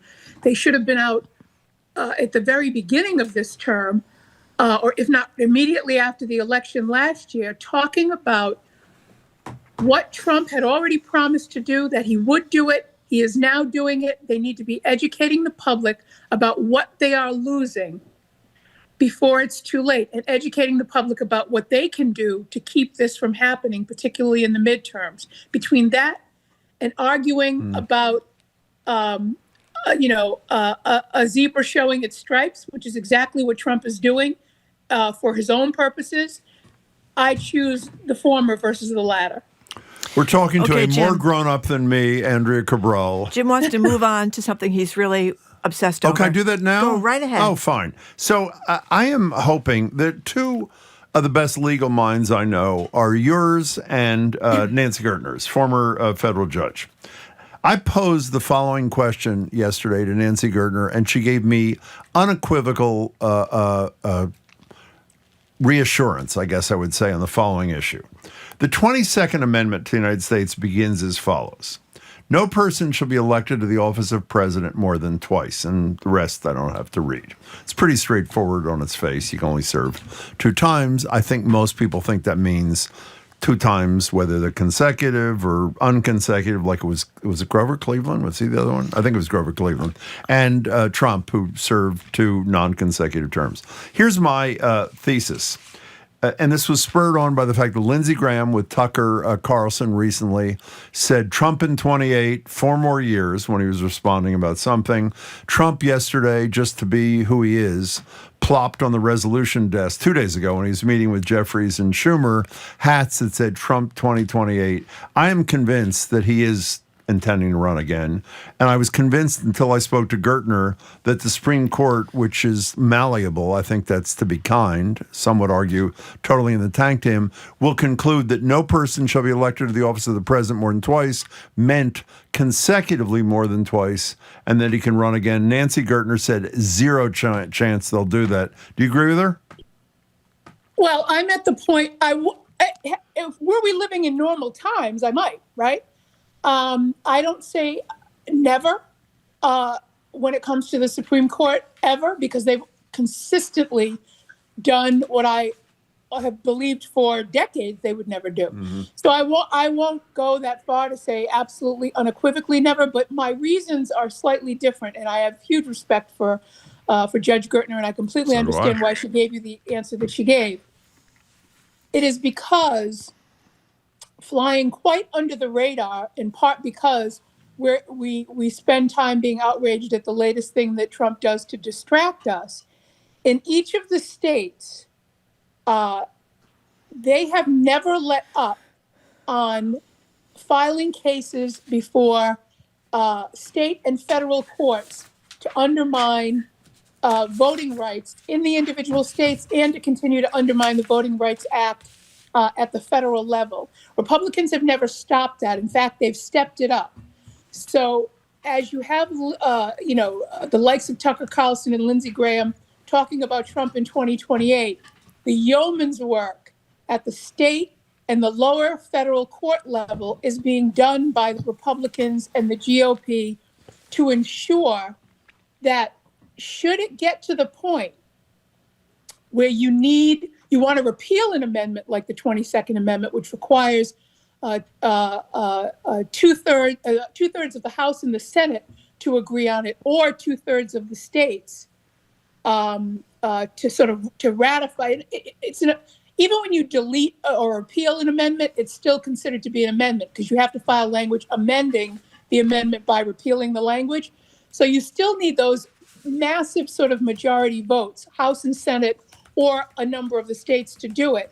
The GOP is laying that foundation. And like I say, flying under the radar nationally, while people in individual states may be aware of what they're doing, it's flying under the radar nationally. They are absolutely laying the foundation to soften up the ability to get that amendment overturned. So it's not that I think they will necessarily be successful. What I am convinced of is that they are doing everything they can at every single level to make it possible. And what we've seen up till now is that when that happens, when it falls, no one should be surprised because people are not are unable to pay attention to all of the things that they are doing to undermine this democracy. So the reasons I disagree with Judge Gertner have to do with the work that's being done at the state and lower federal court level to make sure that if the stars align, this can happen for Trump. We're talking to Andrea Cabral. You know, it is always amazing, and you got to give the Republicans credit. They're always kind of laying the groundwork someplace, you know, all those years with the Federalist Society to get conservative justices on the Supreme Court, and it's paid off royally for them, or with what you're talking about now about the 22nd Amendment. Right. I don't get the sense that the Democrats are laying groundwork in any areas. Am I missing something, Andrea? I mean, why do we seem to get outsmarted so often? And I'm not a Democrat, I'm an independent, but why do the Democrats keep getting outsmarted? You know, I think about this a lot, Marjorie. And so over time, I've come to believe that Democrats naively believe that democracy is its own best ambassador. Yeah. Democracy as a form of government, on the other hand, actually requires something of the people who seek to live under it. It actually requires their participation, their constant vigilance, their constantly being on the lookout for the things that are being put in place to undermine it. And I think that Democrats believe that things like the New Deal, Democrats are great at governing, right? Fighting back against a democracy that up till now has largely functioned on the honor system, not so good, right? So, you know, I think that's how they could be caught flat-footed even after 4 years of Trump when he comes in on a second election. They're not doing what they could be doing, and it's low-hanging fruit. I mean, a public service announcement about the importance of voting, or the fact that 90 million people, you know, over a third, didn't vote in the last election, doesn't have to tell you who to vote for or who you should and should not say you support. It simply says if you want to continue to live in a democracy, there is some obligation upon you to know who it is that is up for election and to vote. We've made it as easy as possible. All you have to do is ask for a ballot and drop it in the mail. Believe me, Republicans are fighting against mail-in voting everywhere they can because they realize that the easier you make it for people to vote, the more people will vote. Democrats are not doing anything to balance that, to counter that, to tell people why it's important. So I agree with you. I think Republicans play the long game. They always have a strategy. Democrats, for some reason, naively believe that good work is its own best ambassador. It is not. People have short memories and lots of grievances. And it's very easy, as we can see, to overcome any good work that is done by simply playing to those grievances. Can I add one? Marjorie's point with which you agreed, the single best reporting on the long-term strategy of the Republicans that you should see is, it was one of Michael Kirk's films for Frontline, and I'm going to come up with a name here. It was called McConnell, as in Mitch McConnell. Oh, yes. The GOP in the court, and it was in 2023, and it talks about how he wasn't the leader of the Republicans then, how Mitch McConnell, when Robert Bork was rejected as the Supreme Court nominee, was borked. Yeah. That's the verb that happened. He decided that day, I'm going to spend the rest of my career working with the Federalist Society and doing other things to make sure that an insanely conservative, anti-majoritarian Supreme Court will emerge. He spent decades, not like Project 2025, which was brilliant, but only a year or two or whatever, decades until he finally got the majority. Some people blame your favorite senator, Ted Kennedy, for over-borking Bork. Yeah. I mean, they do think he went too far. I don't agree with that. But in any case, please go Google this film. I'm sure it's on gbhnews.org or GBH or McConnell, the GOP in the court. Yeah.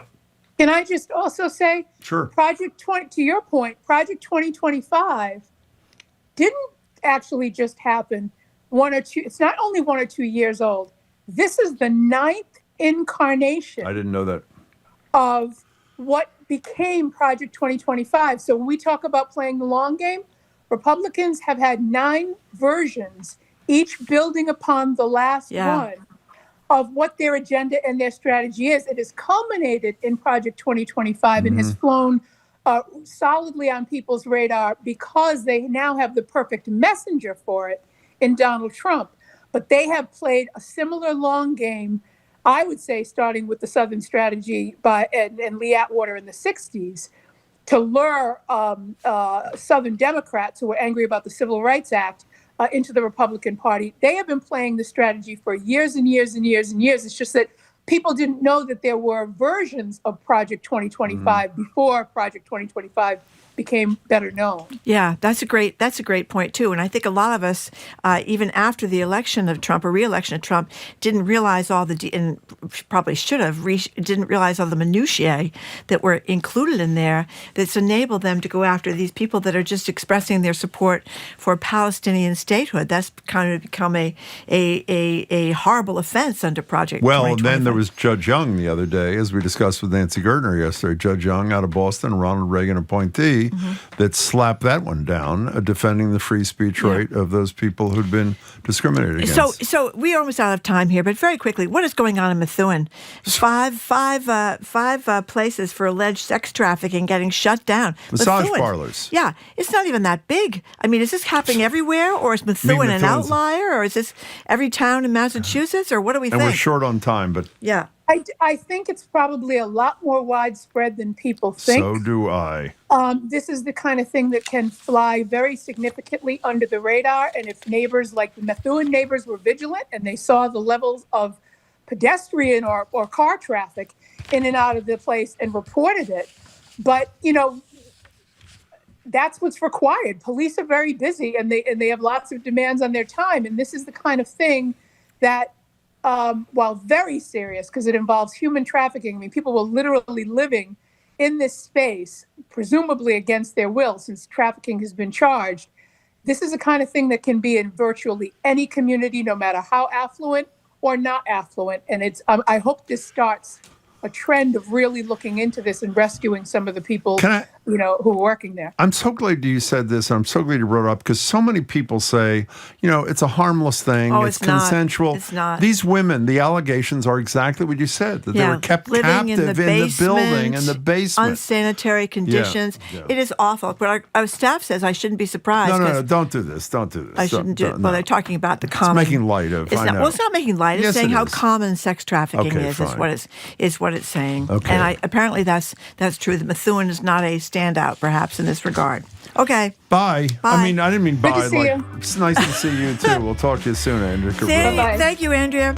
We've been speaking with former Suffolk County Sheriff and former Massachusetts Secretary of Public Safety, Andrea Cabral. Coming up after this quick break, MIT economist John Gruber is going to join us. He's going to tell us about the impact of the government shutdown, what's working, what's not, and what may happen going forward to the economy in terms of this shutdown. He's Jim Browdy. I'm Marjorie Egan. You're listening to Boston Public Radio 89.7 GBH.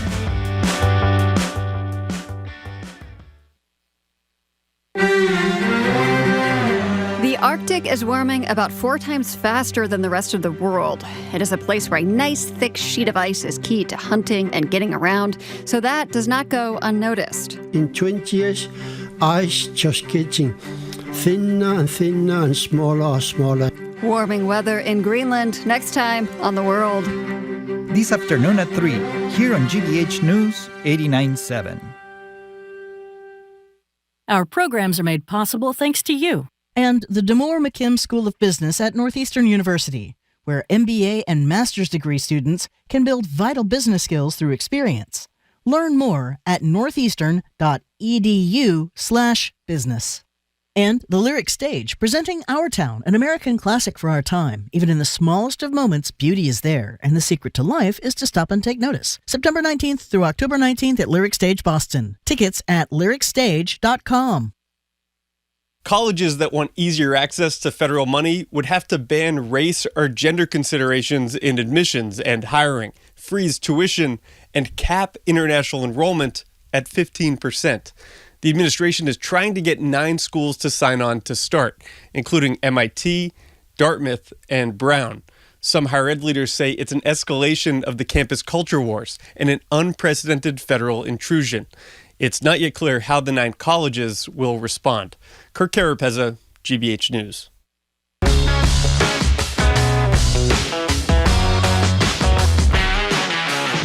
Welcome back to Boston Public Radio. Marjorie Egan and Jim Browdy. I'm sick of saying this, but we're not at the library, just in case you weren't aware of that. We hope to be back next Tuesday. They're making great progress, fixing whatever needed fixing. And we'll let you know, I hope by the end of tomorrow, Friday, what next week looks like. Joined now on Zoom by John Gruber. John is the chair of MIT's Department of Economics, where he's also the Ford Professor of Economics. He was instrumental, this is particularly relevant today, in creating both the Massachusetts Healthcare Reform and the Affordable Care Act. Latest book, Jumpstarting America, How Breakthrough Science Can Revive Economic Growth and the American Dream. Remember the American Dream? No. John is joining us now. Hey, John Gruber, how are you? Good. How are you guys? Great. We are have you. great. Thank you for joining us as always, John. So explain to people what's going to be open, what's going to be shut down, what's going to happen, well, what's happening right now as we enter the second day of the government shutdown. So as always, Marjorie, I like to always step back and provide a little context.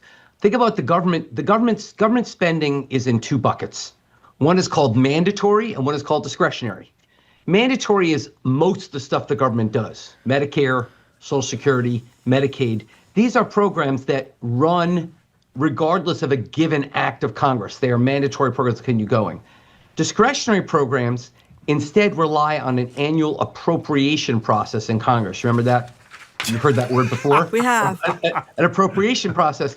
Those do not proceed unless the money's actually appropriated. Now, that does involve some of the mandatory programs. Like, for example, you cannot get a new Social Security card while the government shut down. You cannot reach anyone on the phone to help you with Social Security benefits. But that's not really the major impact of a shutdown. The major impact of a shutdown is all the rest of the discretionary spending. Now, about half the discretionary spending is military. That largely continues. Anything that's essential to the government's operation. So TSA continues, the troops continue to get paid. Mail delivery continues. Well, when you say continue to get paid, they don't get paid until after the shutdown's over, right? They got to work for nothing temporarily. Exactly. Yeah. Exactly. Great point. So how do things change? Well, a number of ways. First of all, federal employees do not get paid. Second of all, there'll be things like no environmental inspections, no food and safety inspections, no new funding for research grants. Money to keep kids in preschool and Head Start will run out. Money for women to have nutritional inputs when they're pregnant for small kids through WIC will run out. We won't get federal data that tells us how the economy is actually doing. That will go away. And so there's a number of key functions the government's doing that are under the discretionary bucket that will now stop. Can I ask you a question, too, about this? One thing to say, by the way, is for those who are saying to themselves, as John and I were just discussing, you don't get paid if while it's pending, but once the shutdown's over, you do.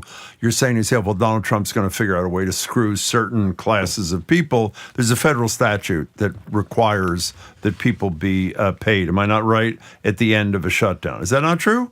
It is true. Okay. Once again, that does not seem to bind our current president. Very good point. Not bound by law in any shape or form, so we do not know. But in principle, in all past shutdowns, those employees eventually have been paid. Okay, here's my second question. This is an area about which I know absolutely nothing, but thank God the head of the economics department at MIT is here. So the Bureau of Labor Statistics is not going to issue their job stuff. We're not going to get inflation information. I'm assuming both pieces of information and many more are critical when the Fed meets to decide what to do or not do about interest rates. So do they take a pass in their October meeting because they don't have the data on which to make a sound decision? They definitely won't take a pass. I mean, I'm not sure they'll take action, but they definitely won't not have a meeting. They'll definitely have a discussion. The Fed brings in a wide variety of data. Key data is collected by the government, but there's also data collected from the private sector that will continue to be collected. The Fed, it'll be a fascinating question about how they act in the face of more uncertainty. Think of the Fed as basically dealing with a huge amount of uncertainty with a small amount of data. Now dealing with that same huge amount of uncertainty with a somewhat smaller set of data. They're always flying a bit blind because the data never is perfect. It never is telling exactly what we need to know. Now they're flying blinder. How much that will change their decision-making process, I don't know. So what's the overall economic impact? Then obviously it's terrible for people that work for the federal government and aren't going to get paid because a lot of them are working paycheck to paycheck. But overall in the economy. So past shutdowns, Marjorie, and the longest one was the last one, 34 days, have not had big effects in the economy. By several months later, you wouldn't have really known it happened. So the question is, will this time be different? And that's going to depend on two things. Actually, I should never give a number for a list. I got to remember that. My wife keeps telling me. Depend on a number of things. Okay, the first is, how long does it last? So eventually, Head Start's going to run out of money. Kids won't be able to go to preschool, so moms won't be able to go to work. Eventually, federal employees not being paid will lead to a weakness in the economy. There's several 100,000 of them who are not getting paid. Last time, by the end of the month, there were lines at food pantries of federal employees who did not have the buffer of more than a month's pay being able to eat. Once again, if that goes on long enough, that could matter. The second factor it depends is, what is the underlying state of the economy, which increasingly we'll know less about. So there's this sort of ironic thing that how big an effect it'll have will depend on something we're not going to know about. And the third is, to what extent does Trump use this opportunity to make more permanent cuts? Yeah. The fear of a shutdown, we can talk about the pros and cons of a shutdown, but political fear is it gives Trump cover to say, great, I'm not hiring, I'm going to use this to massively cut the federal workforce. That could have real economic effects too. But the thing about that is, he's been doing that anyway, right? I mean, how many people have lost their jobs through Doge? Hundreds of thousands? Mm-hmm. Yeah, he's been doing that anyway, but this makes it easier to do more of it. Okay. All right. So let's talk about what this big fight is about. You were one of the architects of the Affordable Care Act, and we talked earlier with listeners that what the Republicans are saying is that this is all about giving health care to people who are in the country illegally. We've said that that is not true, but it is about an increase in premiums. And the Affordable Care Act, John, and congratulations, has become incredibly popular since the Tea Party days, and people didn't like it. Yeah, so let's talk about what this is about. So if you remember, as I've described before, the Affordable Care Act really rested on three pillars. One pillar was ending discrimination in insurance markets. The second pillar, which is now gone, was the individual mandate, and we fortunately survived that being gone. It weakened the law, but we survived it. The third was making insurance affordable, and that happened in two ways. One was by expanding the Medicaid program to the poorest Americans, which all but 10 states have now done. And the second was by subsidizing the purchase of insurance on new state exchanges. Those subsidies were in the form of tax credits that would come to you if you bought health insurance to offset the cost of that health insurance. And those tax credits in turn were set to limit the percent of income you had to pay for insurance. So we passed a law that was a sliding schedule, which said, here's how much you have to pay for your insurance. It started at when you were at 150% of poverty, it was 1% of your income. By the time you got to 300% of poverty, it was 8% of your income. Okay. Once again, the poverty line, to remind you, for a family of four is about $28K a year. Okay. So, these are relatively poor people, but it went into the middle class. Basically sort of went 3 times poverty line is sort of basically solidly middle class. That led to the problem that at 3 times poverty, it was getting up beyond that percent of income was a lot. But more importantly, it cut off. And what that meant was certain people in certain states could pay a lot for insurance. So if you were a 55-year-old in New York, once you got above that 300% of poverty threshold, you could suddenly have to pay $20,000 a year for health insurance. So what President Biden did originally as part of the COVID response and then extended for 2 years was to expand those subsidies under a simple principle. No American should have to pay more than 8% of their income for health insurance. So what he said is, we're going to make insurance cheaper up that sliding scale. So people will pay less. That's true. But most important, we're going to end the cap. Everybody, no matter their age, no matter where they live, no one's going to have to pay more than 8% of their income for health insurance. So you sort of a wonderful principle. I actually wish we'd done that. We'd written the law. I think that's a great way to make a statement about how the value of health insurance in America. Those expanded subsidies end at the end of this year. So if nothing is done, we go back to a world where everyone up the income scale pays more, and certain people who are sort of middle class and say in particularly high cost states or older can pay a lot. The best estimate is the typical person on the exchange will pay $1,000 more per year. And that many people, say older people, could pay as much as $1,000 more per month. Wow.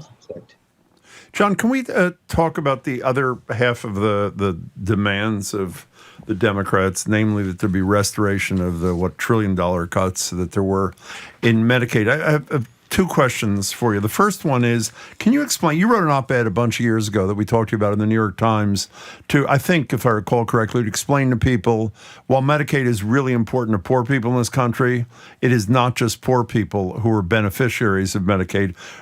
Why is that the case? Explain that other huge piece of Medicaid to people. Great question, Jim. So Medicaid serves really fundamentally two groups. One is sort of low-income families. That is 3/4 of the recipients, but 1/3 of the spending. The other group is low-income elders for their long-term care needs, nursing homes, home care, etc. That's only 1/4 of the recipients, but 2/3 of the spending. And you cut Medicaid, both are going to get cut. You can't cut just for those undeserving people without cutting for mom. And by the way, John put undeserving in air quotes for those who are not watching on YouTube. But go ahead, John. I'm sorry. Good point. I should have said it. I wanted to misinterpret me.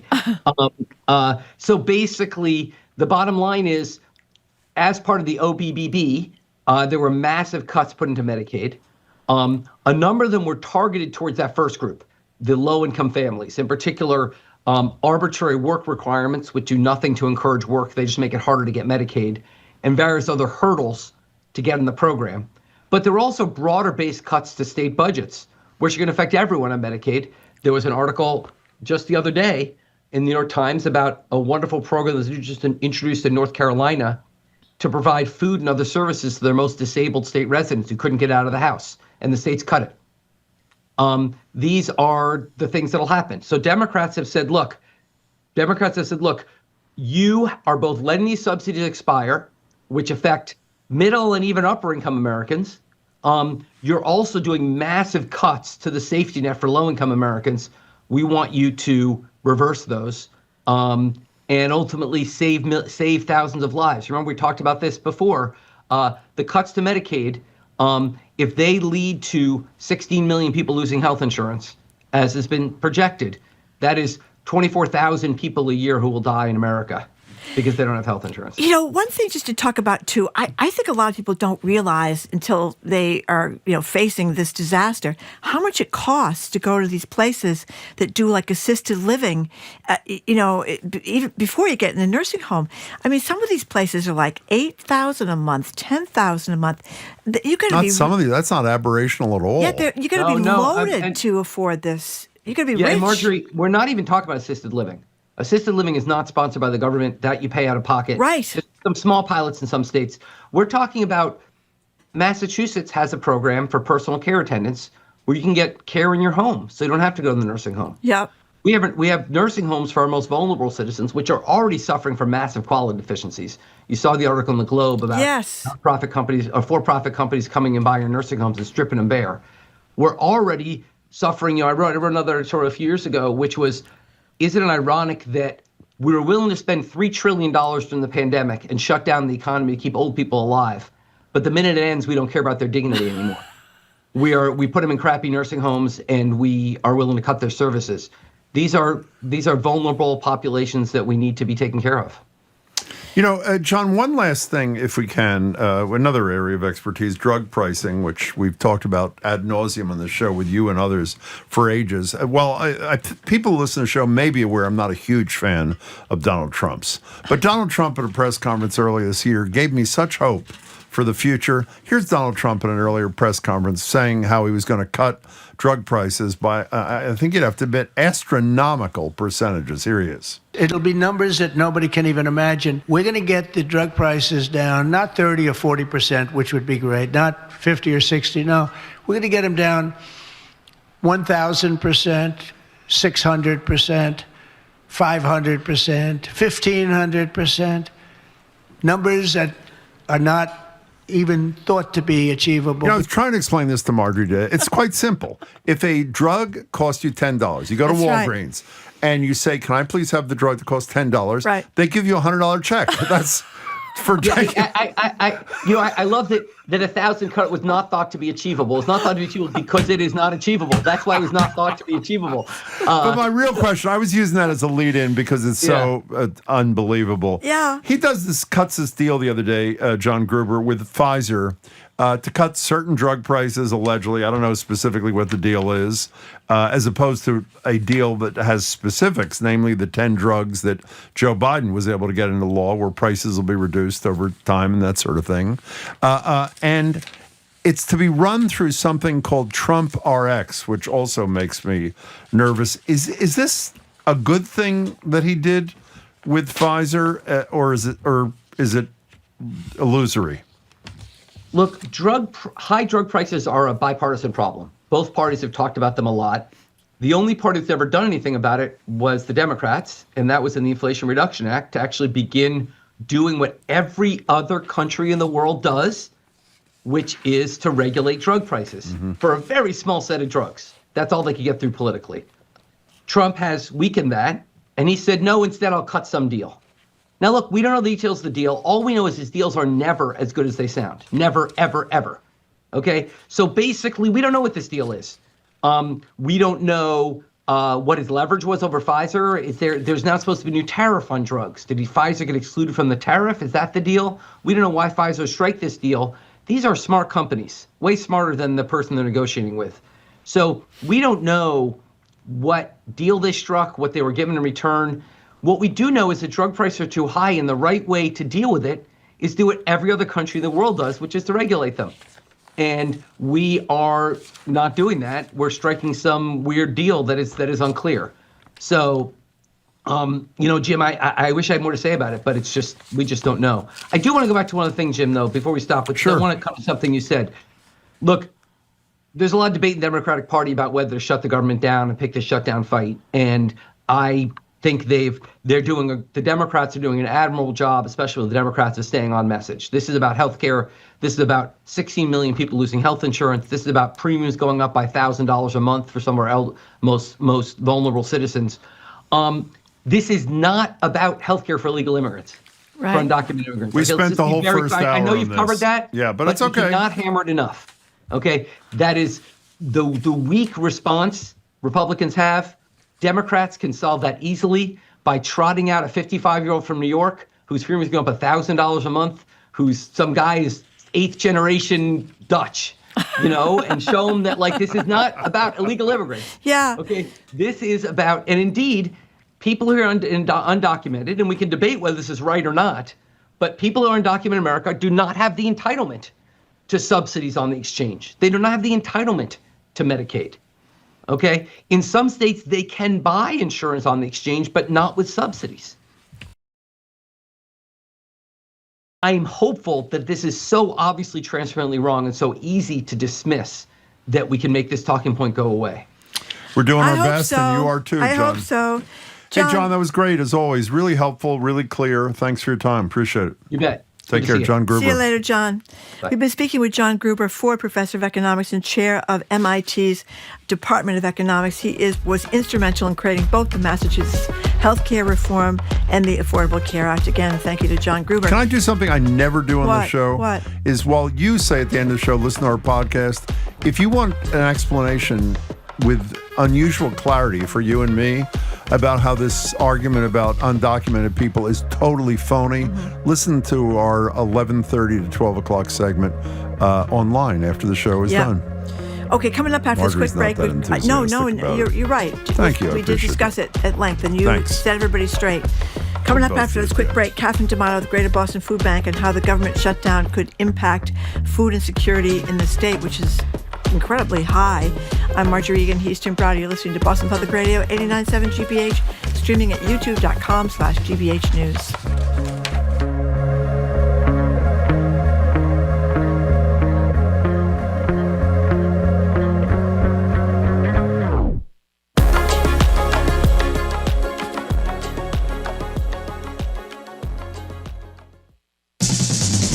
The Before the release of Born to Run, Bruce Springsteen wasn't yet the boss. He remembers feeling like that album was his last chance. It was all or nothing, because in the rest of my life at that time, I had nothing.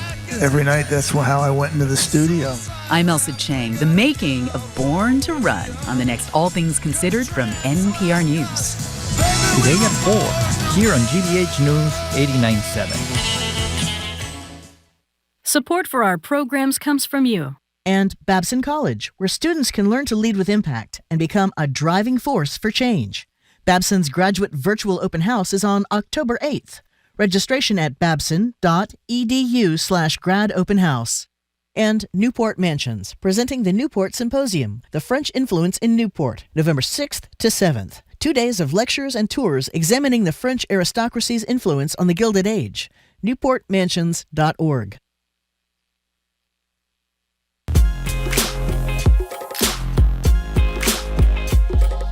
Welcome back to BPR. Marjorie Egan and Jim Browdy. We're not at the library. I know you're sick of hearing that, but we are not at the library, nor will we. Is today Thursday? Yes, it is. Yes. We won't be there tomorrow either. We hope to be back next Tuesday. We'll let you know by tomorrow. As you've been saying all day, it's the second day of the government shutdown, which means thousands of federal workers in the state. I think Ayanna Pressley told us yesterday there are 30,000 federal workers in the state, 7,000 of whom are in her district. If this drags out, it means increased food insecurity both for them, for families on federal nutrition programs, SNAP, WIC, etc. So it worsens hunger problems already bad in Massachusetts, where 1 in 3 people experienced food insecurity in the past year. No one knows this better than our next guest. Joining us on Zoom, Catherine D'Amato, President and CEO of the Greater Boston Food Bank, who expects, well, obviously, a spike in demand. Catherine, thanks so much for joining us.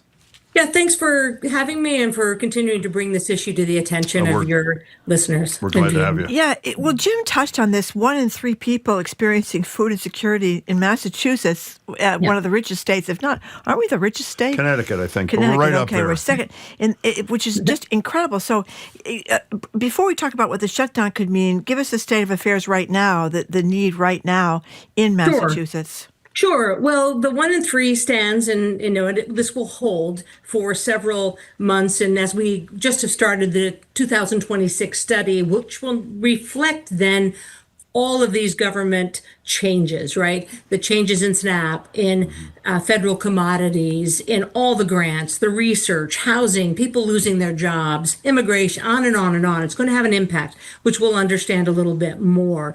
But we do have significant individuals and families, the significant numbers in Massachusetts, feeling a lot of push around their trade-offs. Marjorie and Jim, you understand this. People have a bucket of money, right? And they have to pay their rent or eat. And now we're coming into winter months, they're going to have to pay their utilities or eat. There's lots of trades.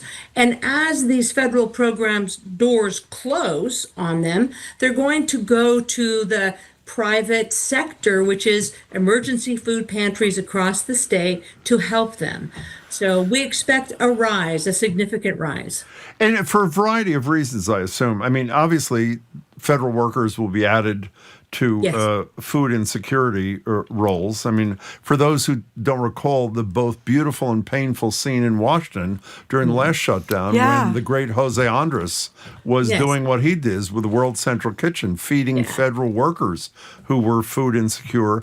And I assume, Catherine, combining that increasing number with the fact that while we are told that SNAP benefit, food stamps, for example, in the immediate future are fine, the money's going to run out if this is an extended shutdown. So it's sort of people will be gotten coming and going. Is that a fair summary of where we are? It's very fair. I mean, what we're hearing is that benefits are good through October, right? To be able to say, okay, your checks are still going to come, or you're still going to be able to do this. Okay, then what happens after October, all based on what occurs in Congress relative to the budget extension.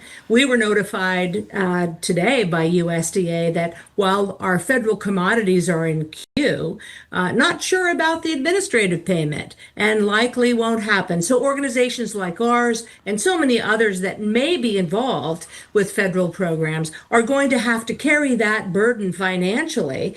And I loved the language. It was something like, you'll you have to meet the restrictions of have to meet the requirements in order for us to reimburse you in this new world. I was like, whoa, wait a minute. I hadn't seen that one before. And so, I mean, we handle millions of pounds and millions of dollars worth of food and some administrative resources from USDA. So, I mean, everybody's going to feel this. Most importantly, these workers. While some workers will be extended or they're essential and they will eventually get their payment. There's a lot of contract workers. I'm not sure if the Congresswoman addressed that, but we have a lot of folks that are federal contract workers. Yeah. They're not getting paid. And by the way, let me state the obvious that we didn't state with either John Gruber or with Chuck Todd earlier. When those in Massachusetts, 30,000 federal workers don't get paid, they don't go out to eat as much. They're not able to buy as many. So the trickle-down impact, forget not only the pain in their own family, the trickle-down impact in their communities is intense. We're talking to Catherine D'Amato, President and CEO of the Greater Boston Food Bank.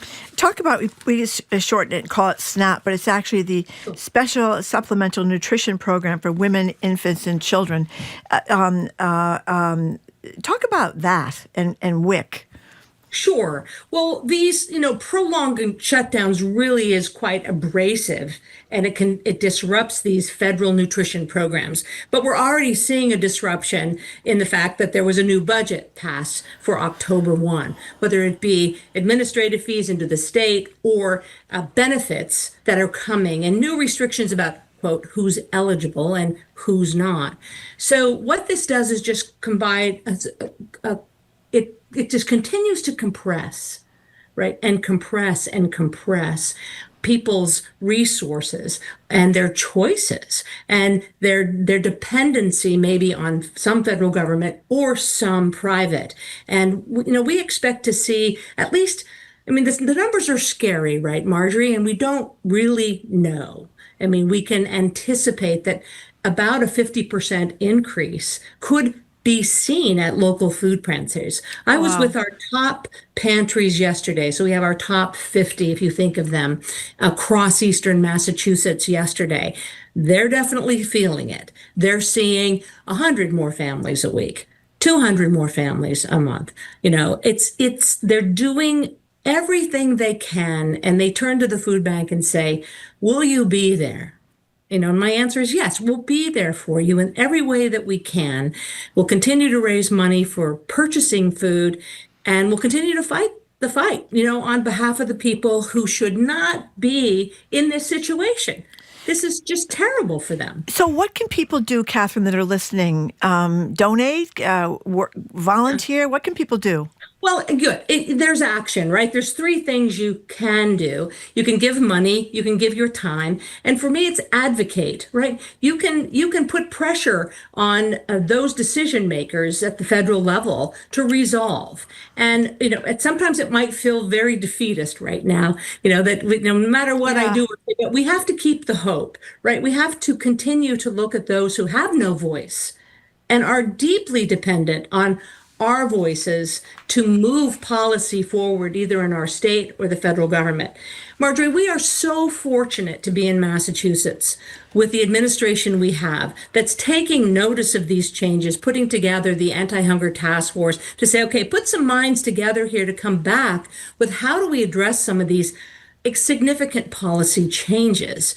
And I don't see that programs are going to be getting a lot more money, right? Because the money's just going to be tighter and tighter. But I do see that we have to think differently and partner more collaboratively across lines of government and our own nonprofit community.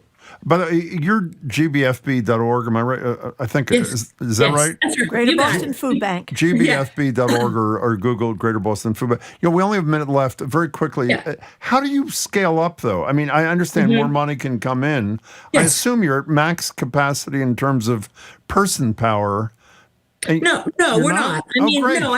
So the good news is we know how to purchase food. We buy 75% of our food. When the dollars come in to purchase food, we go buy more. We have an elaborate healthy distribution system across Eastern Massachusetts. We know how to do this. So by giving money, that Right. helps us get more food into communities at that last mile where people are fearful right now. They're extremely fearful of showing up.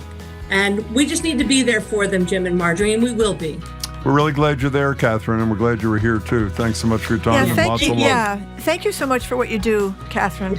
Yeah, we'll share that with the team. Okay. gbfb.org. Check them out. We've been speaking with President and CEO of the Greater Boston Food Bank, Catherine D'Amato.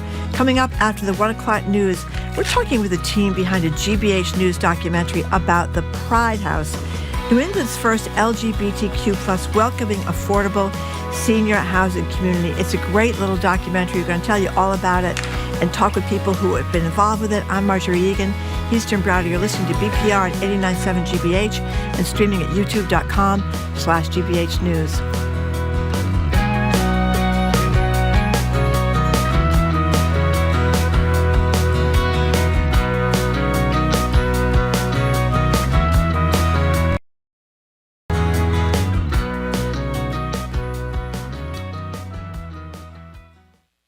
Federal funding for public media stations, including GBH, is officially gone. That means your support is even more vital to ensuring we can keep the trusted news you value on the air. Help fund the future of GBH. Give at gbh.org. Support for GBH comes from you.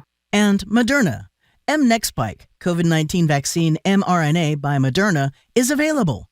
Pharmacists can help with any questions about mNEXSpike.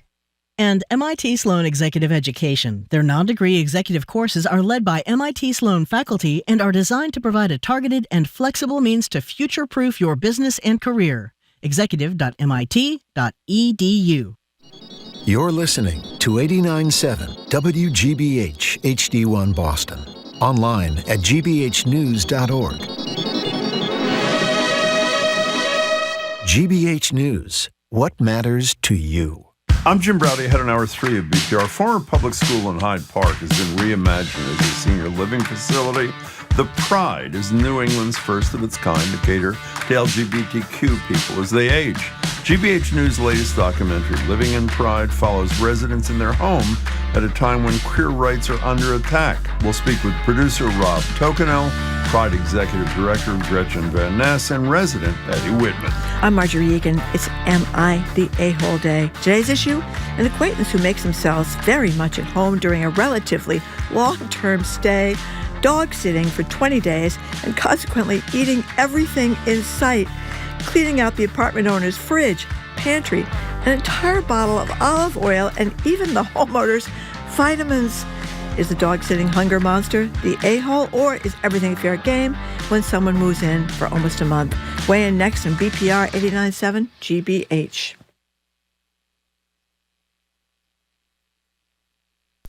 Live from NPR News in Washington, I'm Windsor Johnston. President Trump is using the government shutdown to punish and pressure his political opponents. NPR's Franco Ordonez reports Trump is meeting today with the man tasked with carrying out those promises. The president is calling on Republicans to use the shutdown to, quote, clear out dead wood. He says billions of dollars can be saved. And Trump is sitting down with his budget director, Russ Vought, to determine which of the many, quote, Democratic agencies may be cut. Trump writes in a social media post, "I can't believe the radical left Democrats gave me this unprecedented opportunity." Trump even cited Vought's work on the controversial Project 2025, where he advocated for a more activist approach to cutting spending and overhauling the federal workforce.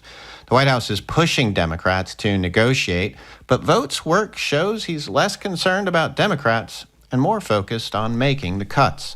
Franco Ordonez, NPR News. Federal workers are feeling the impact of the shutdown, with many furloughed or working without pay. And states are bracing for ripple effects. In Kentucky, Democratic Governor Andy Beshear says health programs and food assistance could be among the first hit. I think that, at least for me, the reason to stand up and push back right now has to be one that directly impacts American families. And certainly the cost of your health care is that important. Economists warn the longer the stalemate drags on, the more pressure it will put on local communities and the national economy. A key report on the job market will not be published on Friday as scheduled as a result of the shutdown. Kilmar Abrego Garcia, a Salvadoran immigrant, made headlines earlier this year when he was mistakenly deported to El Salvador. NPR's Jasmine Guards reports an immigration judge has denied his latest bid for asylum and has given him 30 days to appeal.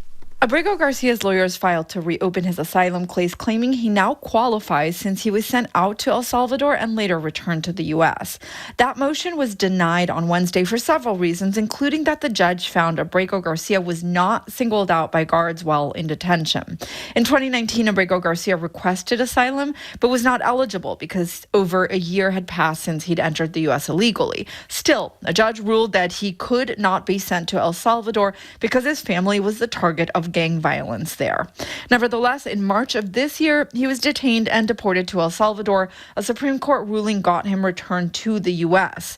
The Trump administration then accused him of human trafficking, to which he has pled not guilty. Jasmine Garst, NPR News, New York. On Wall Street, the Dow was down 36 points. This is NPR News.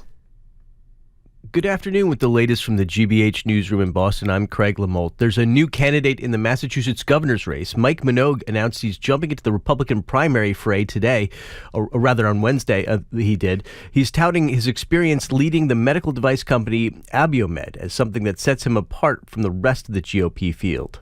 Our state has never had a governor that was a public company CEO. And that job is very similar to what the job is of being a governor, where you have to balance a budget, you have to have prioritization of what you spend on, you have to develop people.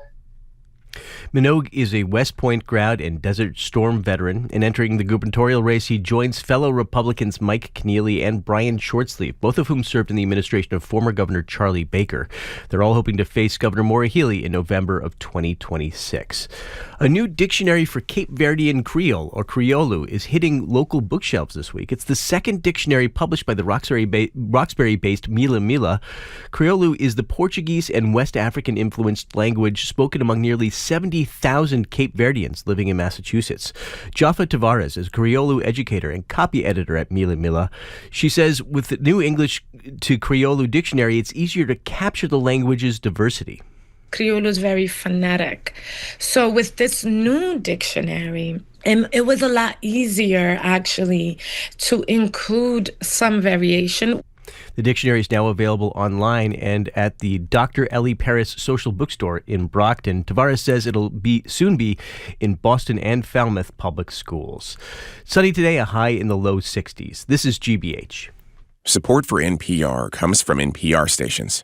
Other contributors include Progressive Insurance with Snapshot, a personalized program that bases rates on safe driving habits at Progressive.com.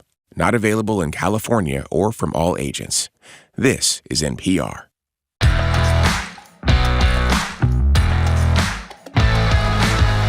Houston Brownie, I am Marjorie Egan. Welcome to hour number 3 of Boston Public Radio, 89.7 GBH. We will not be at the Boston Public Library tomorrow because of technical problems, but we hope to be back there next Tuesday. Hello again, Jim. Hello again, Marjorie. So over in Hyde Park, a former public school has been reimagined as a senior living facility called The Pryde, Pryde.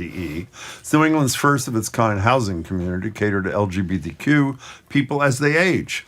GBH News' latest documentary called Living in Pryde follows residents in their home at a time when queer rights are under attack. It's a story about love and community. It is a beautiful movie. Marjorie and I both agree. It is. In Boston's queer circles over decades, through the AIDS crisis all the way to this present moment in a second Trump administration. Here's a clip from the documentary. This is the sound of Bunny, one of the building's residents talking about coming out as transgender later in life.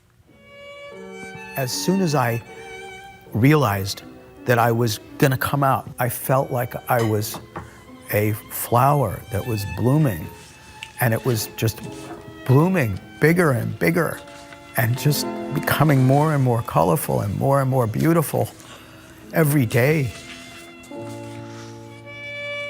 It was just magnificent. There's nothing as beautiful as finding yourself. Oh, my God. And the beautiful music in the background is Bunny playing the violin. She's like a superstar. It's just incredible. You can catch Living in Pryde tonight at 9 on GBH2 or right now on YouTube by going to youtube.com/GBH News. Joined now in Studio 3 by GBH Senior Digital Video Producer. I don't even know what that means, but Rob Tokanel is a great filmmaker. Congratulations, Rob. It's really great. Who's a co-producer of Living in Pryde. Also with us via Zoom, Gretchen Van Ness, Executive Director of the Pryde, and resident extraordinaire, I have to say, is Eddie Whitman. Eddie, Gretchen, it's great to have you both. And Rob, of course, welcome. Thanks, everybody. Thank you. Yeah, so as Jim said, if you want to get a break from all this depressing news, tune in tonight to watch this documentary. It's fantastic. So, Gretchen, just tell us how this all began. How did Pryde come to be? Yeah, thank you so much for having us today, and thank you for sharing this incredible history-making and life-changing story. This is phenomenal to be here with you. So the Pryde came about because LGBTQ senior housing started as a couple of co-founders in a task force, all-volunteer task force more than a decade ago, just talking about where do we want to be? What does it look like for us to age in the LGBTQ community? And is there a place that we would want to live in and that would welcome us as we get older? And so our co-founders are Philippe Saad, the lead architect on this project, and Eileen Montour, our president and board chair. And when they came together, it was sort of the right chemical reaction to like get everything moving. And they reached out to the city of Boston. They reached out to LGBTQ organizations. They reached out to housing organizations.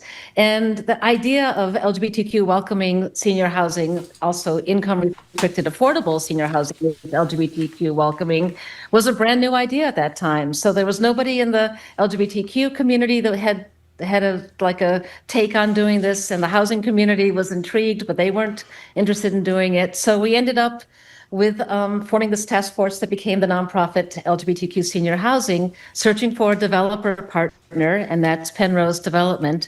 And then the search began for a suitable place in Boston to try this idea. And that's when they found the school here in Hyde Park that had closed in 2015. Eddie, how long did you live in the Fenway before you were lucky enough to find the Pryde? How long were you there? 39 years. And you were at risk. Your housing was at risk before this happened, right? Yes, it was. I had a Section 8, which enabled me to stay in the Fenway. I moved there in 1978. The city was very different back then. It was an affordable neighborhood. It was a safe neighborhood for LGBT. But over the years, the neighborhood had developed. As anyone who's driven down Boylston Street near Fenway Park knows, it's towers upon towers. And my rent went up. I became rent poor. And then I couldn't afford to live there anymore. And I was very close to being homeless. And I was able to find an apartment in Chelsea with my Section 8. And I was safe. I was happy. And then the Pryde. If you're not watching on YouTube, you should be, because there was a pause and then a large smile on Eddie Whitman's face. Rob, what's your connection to this whole deal? How'd you get involved? Well, I'm a co-producer along with Emily Judum, Jack Doyle, and Stephanie Lyden. We should have said all that. Our apologies. Oversaw the project. And I mean, I got involved really, I would say, an idea initially to do something like this back, I would say like 2015, 2016, with which Eddie and Gretchen wouldn't know, but I was living in New York at the time. There was a somewhat similar housing unit there, and it just interested me back then right away. You know, I'm 38, and I felt like I had seen a lot of change with the LGBTQ community in the course of my life. You know, I'm gay married and couldn't have done that myself when I was younger. And so I reached out back then and tried to start something along those lines, thinking there will just be great perspectives and stories there. And that they said no. So when the Pryde, we covered it as a newsroom. I saw, you know, that it was being built, some of the things that had happened while it was coming together. And it was always kind of an idea of, this might be something we could do as a newsroom. But then it was really after the election when we saw more backlash against the LGBTQ community that Emily Judum said, I think this is the right time to do this, and let's reach out. Perfect time. Well, we'll talk about the backlash, and you covered this in the documentary too. But Gretchen, I mean, I think, you know, as you just said, Rob, things have gotten better in the gay community overall. But if you're like 60, 70, 80, 90 years old, it was very difficult to go into elderly housing if you were gay, because other people, there's still a lot of bias, especially, I don't mean to make a stereotype, but I think there is more bias among older people. So what was it like for people before there was this opportunity? You're absolutely right, Marjorie. We heard so many stories. So the really big moment for bringing the task force together and launching us on this journey that we were dedicated to make sure that we could open this housing was a city council, it's a Boston City Council hearing that was chaired by Josh Sacom about the need for affordable housing for seniors that's welcoming to the LGBTQ community. And over 200 people showed up, and they testified about what their lives are like, having to go back into the closet as they age and in your community, facing discrimination, not just from their neighbors and harassment, but from the staff of these communities as well. But also the reality of, if we think about who our LGBTQ elders are. So you're talking about people like, we're 62 plus buildings, so we have residents from the age of 62 to in their 90s, and these are the generations that grew up before there were any kind of anti-discrimination laws that protected us. So people lost their jobs. Yep. They could have been kicked out of a restaurant, all kinds of things that were possible and allowable under the law that have an impact on your ability to build your safety net as you age. People's kids were taken away from them if they were openly gay. So if they're that you lose family members, families kicked out people from their homes. So we talk about a time when being LGBTQ was even less accepted than we're seeing in many places today. And other things like not being able to marry meant that during the AIDS crisis, you could have lost everything if your partner owned the home that you were living in. That's right. And it went the biological family that probably hated you. You were kicked out of the military without benefits. If your partner died, you weren't able to get Social Security benefits, survivor benefits. So if you add all those things together, we're in such a much better time now, but this is generations of our elders. We stand on their shoulders. We would not be where we are today without their courage and their hard work, sustained hard work.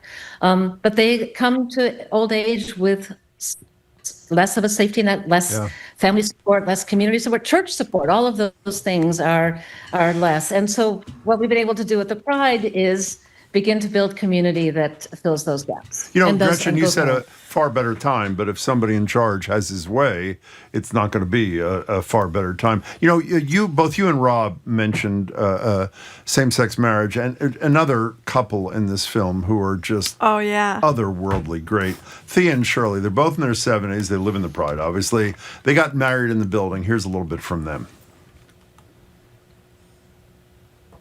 Or not. Thea and Shirley talking about getting married in the building. We moved here in December of 2024. December 11th. And 10 days later, we had our wedding here. So, because of the election and because of what's happening politically, we kind of realized that we were potentially compromised in some way by not having a Massachusetts marriage license. So we don't look at it as a renewal of our vows. It was more a protest wedding.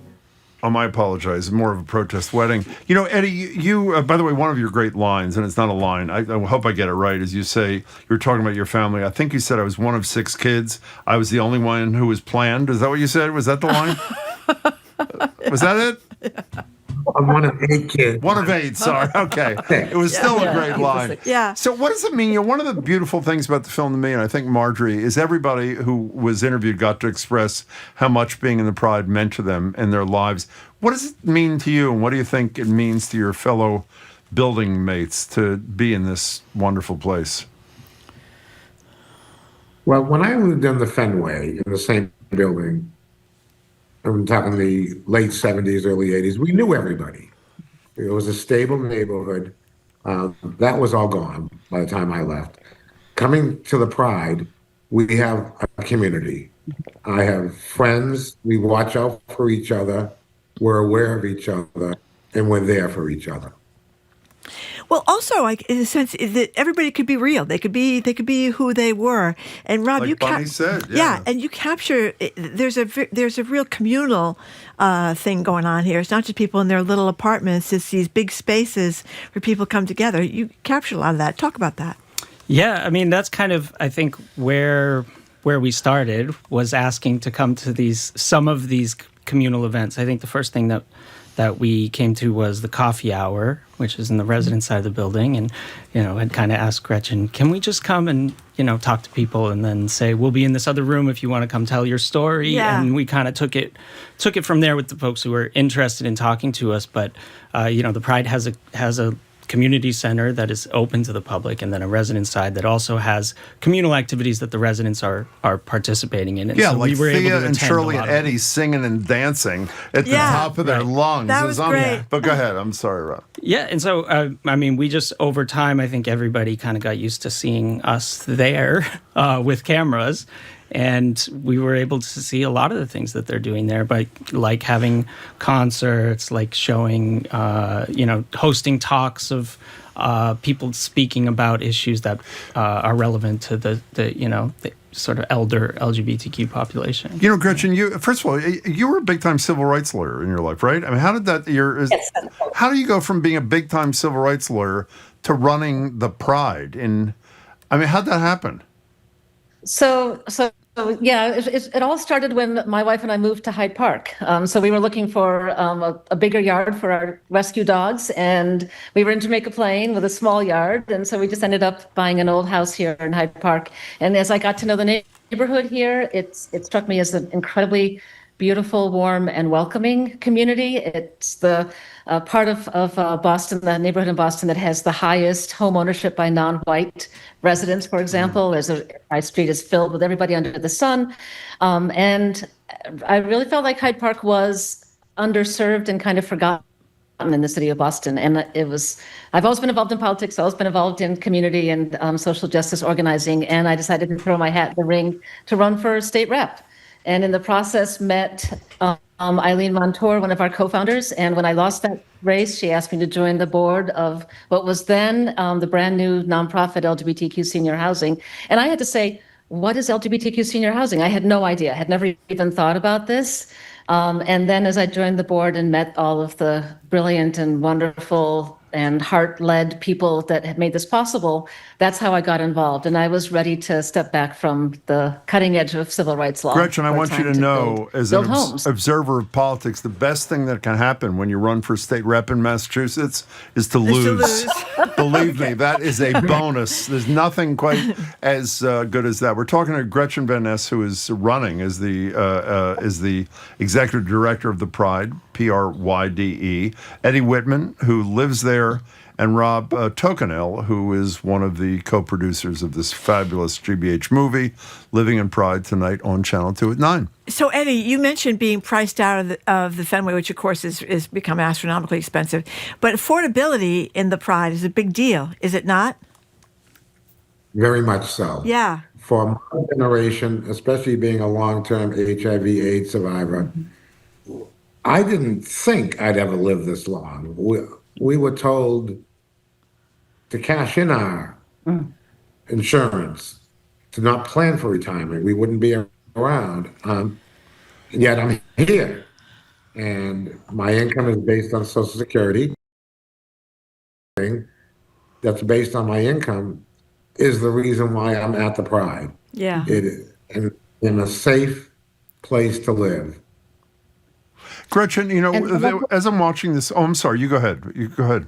No, and that's one of the ways that the Pride is unique. There are other LGBTQ welcoming communities for seniors, market rate around the country, but there are not very many that are affordable as well or income restricted. That's the only part of this movie that it's not in the movie itself that got me upset. The more as a viewer, I got to know the place and the incredible people who live there. And I hear you, what is it, 72 units, 74 units, whatever it is.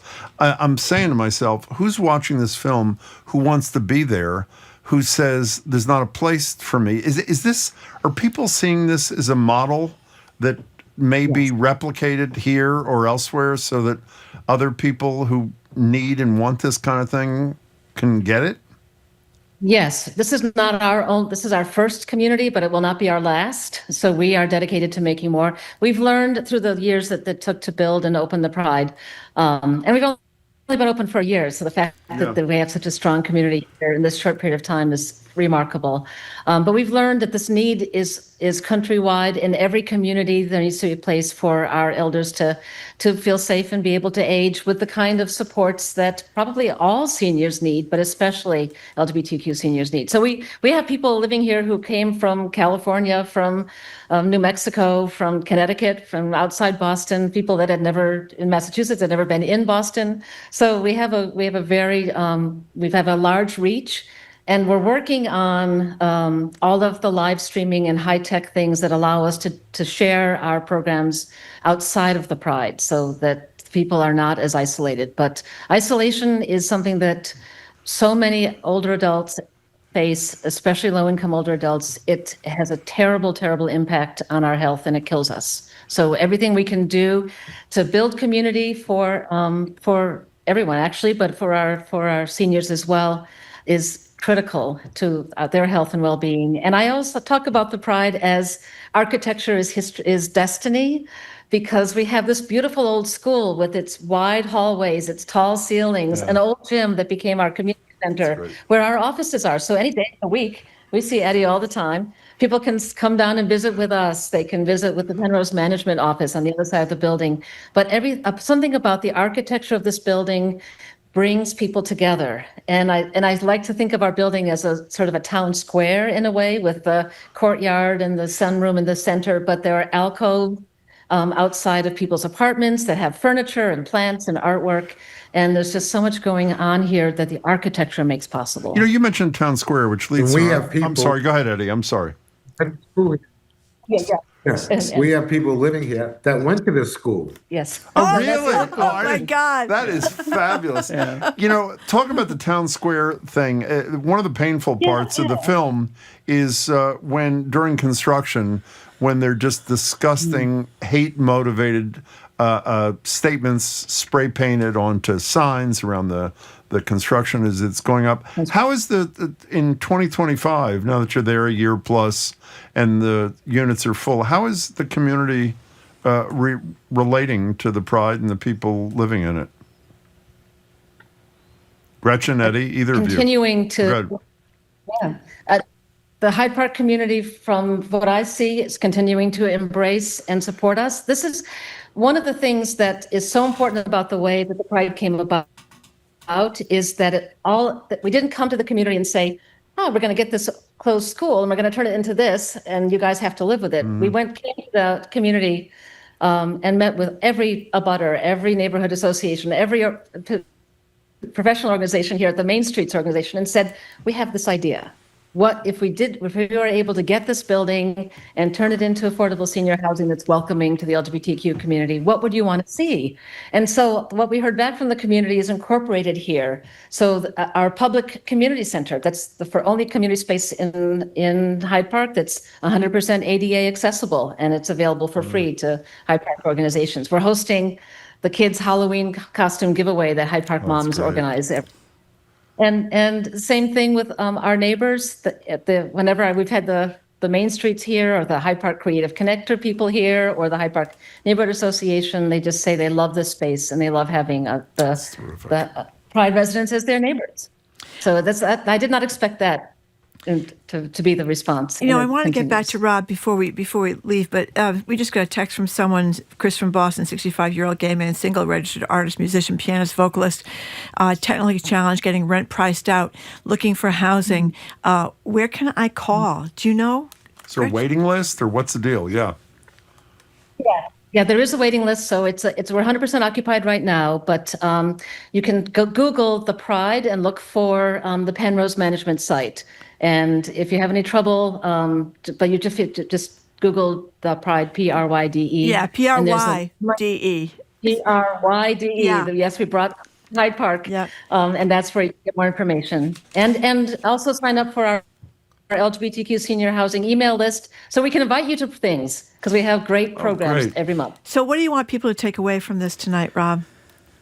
Oh, well, I mean, I hope, first, I just, hope that folks will go watch it. They're watching on television tonight at 9. 9 o'clock, yeah. I mean, I just hope that people will connect with the stories that we're telling, and listen to Eddie and listen to Thea and Shirley and listen to Bunny and just think a little bit about, what they've been through and where they are now. I think that that's really all you can ask for is for people to give, time to other people's stories and to try to connect with them. That's really what I would hope that people take away. And I also, because I know we're almost done, I just really want to say thank you to Gretchen and to Eddie and to everybody else who participated in this because they were incredibly generous with their time. And I think that it's something that the audience who watches this is really going to appreciate. You used their time beautifully. Mention the names of your colleagues who worked with you on this one more time. Emily Judum, Jack Doyle, Stephanie Leiden, especially, and then of course camera folks and people who did color and Howard Powell, Lance Douglas, a lot of the technical people. Yeah, that Howard has a couple of skills. In my experience, he's not bad. You had great success. Great. I mean, it's really moving, and people's stories are great. And as I said at the beginning, it's really uplifting to see people being really kind to each other when we're kind of in a tough time. So thank you very much for being here. Eddie, Gretchen, thanks for joining us. Say hi to all your friends there. We really love meeting them. And thank you, Rob. Thank you. Come visit us next time. Actually, I just made a note to myself to talk to Marjorie about just that at 2:00. We'll see you.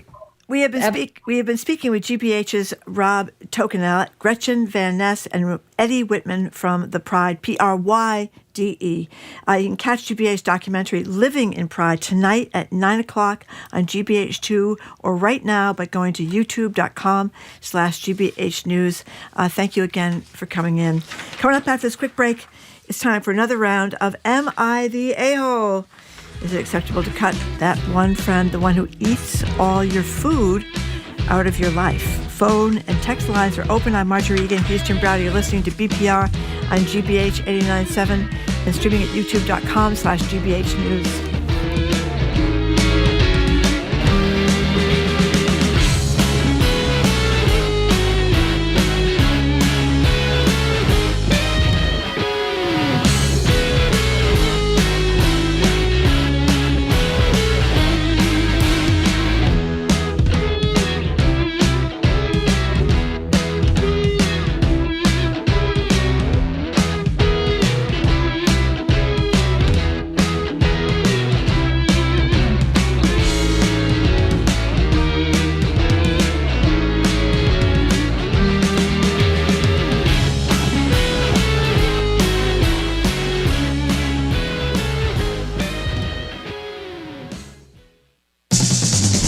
Before the release of Born to Run, Bruce Springsteen wasn't yet the boss. He remembers feeling like that album was his last chance. It was all or nothing, because in the rest of my life at that time, I had nothing. Every night, that's how I went into the studio. I'm Elsa Chang, the making of Born to Run on the next All Things Considered from NPR News. Today at 4, here on GBH News 89.7. Our programs are made possible thanks to you. And Bartlett Tree Experts, a scientific tree care company providing species-specific care for trees and shrubs for over 118 years. More at bartlett.com. And Rockland Trust Bank, helping foster healthy relationships with money by providing education and resources to the community, one neighborhood at a time. Rockland Trust Bank, where each relationship matters. Member FDIC.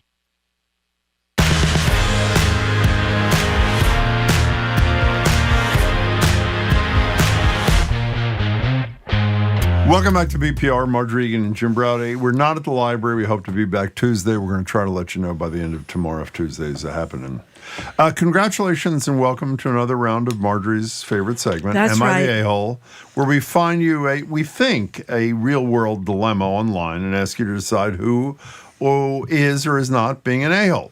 Today's issue, a couple is struggling with a friend, or I guess you'd say an acquaintance, who they claim consumes food like a rogue vacuum cleaner every time that person stays at their house. Recently, they went away for, I think it was 20 days, correct me if I'm wrong, Marjorie, and when they went away, they said to this friend, you can eat all the food that will expire while we were here, but that's about it. But instead, the friend, they say, has a bad habit of under-contributing to grocery costs and over-contributing to grocery consumption, essentially eating his way through the house, everything in the house. Yeah. What did you say? Peanut butter, 2 jars of jelly, a giant Costco bottle full of olive oil, condiments, rice, snacks, cheese, even the husband's protein supplements. Oh, supplements, I forgot yeah, about his that. collagen I or don't know, whatever. collagen, yeah. And he completely destroyed his ceramic pan. Basically, he ate everything in the house. And he was always saying he was going to go out and pay for groceries, but somehow whenever he was going out to pay for groceries, Left his wallet. He forgot his wallet. You know what I mean? so He forgot his wallet, Jim. So the number's 877-301-8970. Maybe you've had a friend who was a little overeager, let's say, when it came to your food pantry. Yep. How'd you handle it? Or maybe you've been the friend who got a little carried away. Who's the a-hole here? Is it the couple who let this friend stay there and is now complaining that he ate all their food? Or is it the eater who has eaten everything in sight? Right. 877-301-8970. And should they let him come back? Because he's having these perpetual problems with paying the rent. People can understand that. Yeah, he's got but the question tough is, this is a times. friend of the husband's, Yeah. and the wife or the girlfriend wants to know if they have to let this guy back into the house to go through all their food, including this giant Costco bottle of olive oil. I mean, that's a lot of olive oil in 17 days, Jim. I don't know. Loves salad, I'm told.